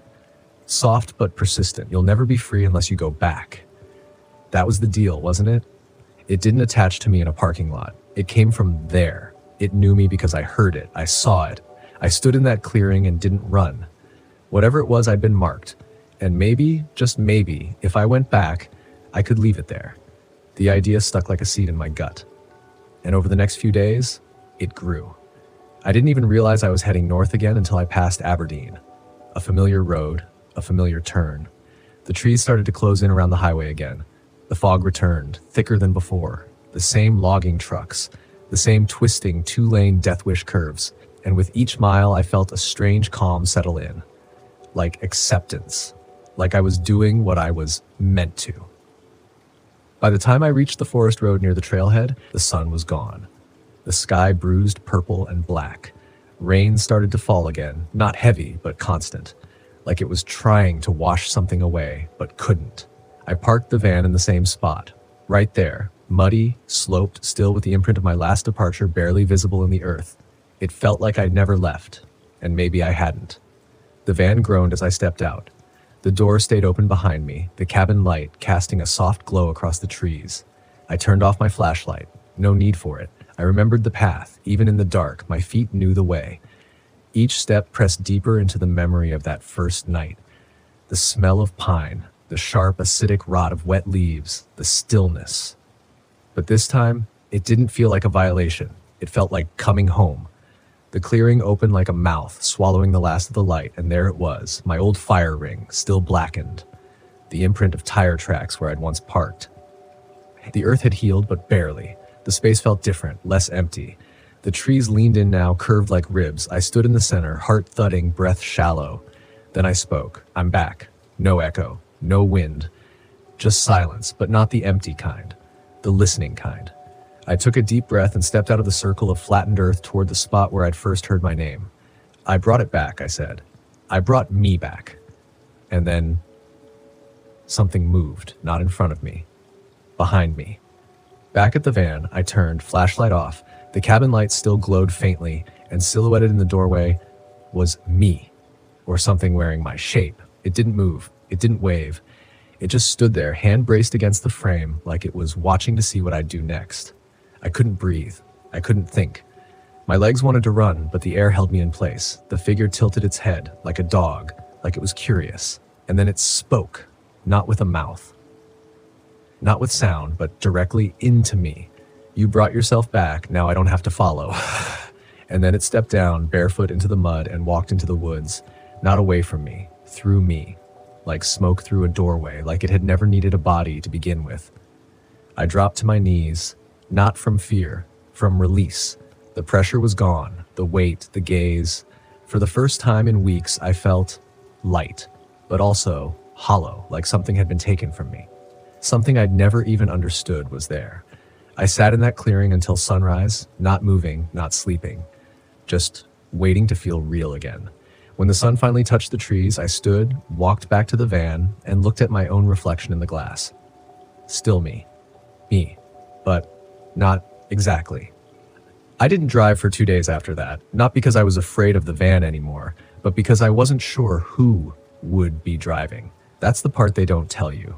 The scariest thing about encountering something unnatural isn't that it breaks the rules. It's that it changes you so completely, you forget there ever were rules. I stayed parked near a fire trail a few miles from the clearing, watched the clouds move like bruises across the sky, tried to eat, tried to sleep, but I didn't do much of either. Something in me had gone quiet, too quiet. That part that used to scream when I got spooked, that voice that said, "You need to leave." It wasn't gone, just subdued, like it had seen something worse than death, something older than fear. And it didn't feel the need to panic anymore. And then I noticed something strange. The van, it felt light again, normal. The floor didn't creak when I stepped. The shadows stayed shadows, no whispers, no shifting reflections in the mirror. It was just a Volkswagen van again. But I wasn't just a man anymore. I had brought the fear back to where it started. But I also brought something else out. And it came with me. I didn't notice it right away. At first, it was just the way people looked at me. Gas station clerks, park rangers, even a little girl at a rest stop playground. They'd make eye contact and freeze just for a second like they were trying to play something. A flicker of recognition they couldn't explain. Some looked away, some stared too long, but none of them smiled. Then there were the dreams. Not nightmares. Memories that didn't belong to me. Waking up with dirt under my nails, the taste of iron in my mouth, and visions of twisted trees I've never seen before. Not trees from this world. Places where the sky didn't move, where the sun blinked instead of rising, where I wasn't the thing walking through the woods, I was the thing being walked in. And still, I kept driving, because I didn't know what else to do. I visited other campgrounds, tried to go back to normal, tried to pretend the scariest part was over. But that's the trick. Fear doesn't want to destroy you, it wants to redefine you. It creeps in until you start asking the wrong questions. Not, what was that? But, What does it want? Or worse, what if it's part of me now? One night, I camped near a place called Cougar Reservoir. Beautiful, quiet, mist rolling low off the water like breath over a mirror. I parked by a cluster of moss-covered stumps and settled in. The air smelled clean, but I couldn't sleep. I stared at the ceiling of the van, tracing the familiar lines, waiting for the feeling to return. That awful gravity in my chest, that presence. But it didn't come. Instead, I felt a calm I didn't trust. And just as I started to drift off, I heard a sound I hadn't heard in weeks. A knock. 3 soft knocks. Not from outside, from beneath the floorboards. I sat up so fast I smacked my head on the pop top. Silence. Then, 3 more knocks. Measured, patient, like something knocking upward, trying to get my attention. I pulled the rug aside, opened the floor hatch to the small storage compartment under the van. Nothing but tools, spare rope, a bag of trail mix I'd forgotten. No animals, no pipes, no reason. Just a sense, a low hum in my chest, the same hum I'd felt first night in the clearing. It wasn't done. It had never been about the forest or the van. It was about me, about the thing I carried. Whatever had been in the woods had taken root, and now it lives in the space between my heartbeat and my breath. A parasite of perception, feeding off memory, thriving in silence. Now, when I visit new campgrounds, I see signs. Trees leaning the wrong direction, campfire rings full of ashes too white, people who stare a little too long into the flames like they're listening. And I wonder, are they haunted too? Or are they already hollow? Maybe the Pacific Northwest doesn't just grow pines and moss. Maybe it grows versions of us, duplicates, shells. You take the wrong road, camp in the wrong spot, stay just a little too long, and the version of you that walks out isn't the one that walked in. It wears your skin, uses your memories like bait, and drives away in your van, waving politely at strangers who will never know the difference. Sometimes I look in the mirror and ask, am I the one who left? Or the one who stayed behind? But I never get an answer. Only silence. Only that steady hum. Some nights it fades, some nights it sings, but it never leaves. And if you're listening to this, if you're hearing my voice while parked at a lonely trailhead or tucked beneath the cedars off some forgotten gravel road, I need you to know something. The scariest part of camping isn't what you find out there. It's what follows you home.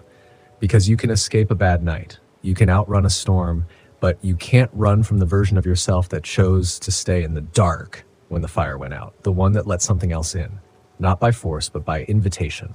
So check your doors tonight, check your mirrors, and above all, listen. If you hear breathing, slow, steady, and just a little too deep to be your own, don't wait for it to stop. Start the engine. And don't look back. Because once you see it, once you know it's real, it never lets go, and neither will you.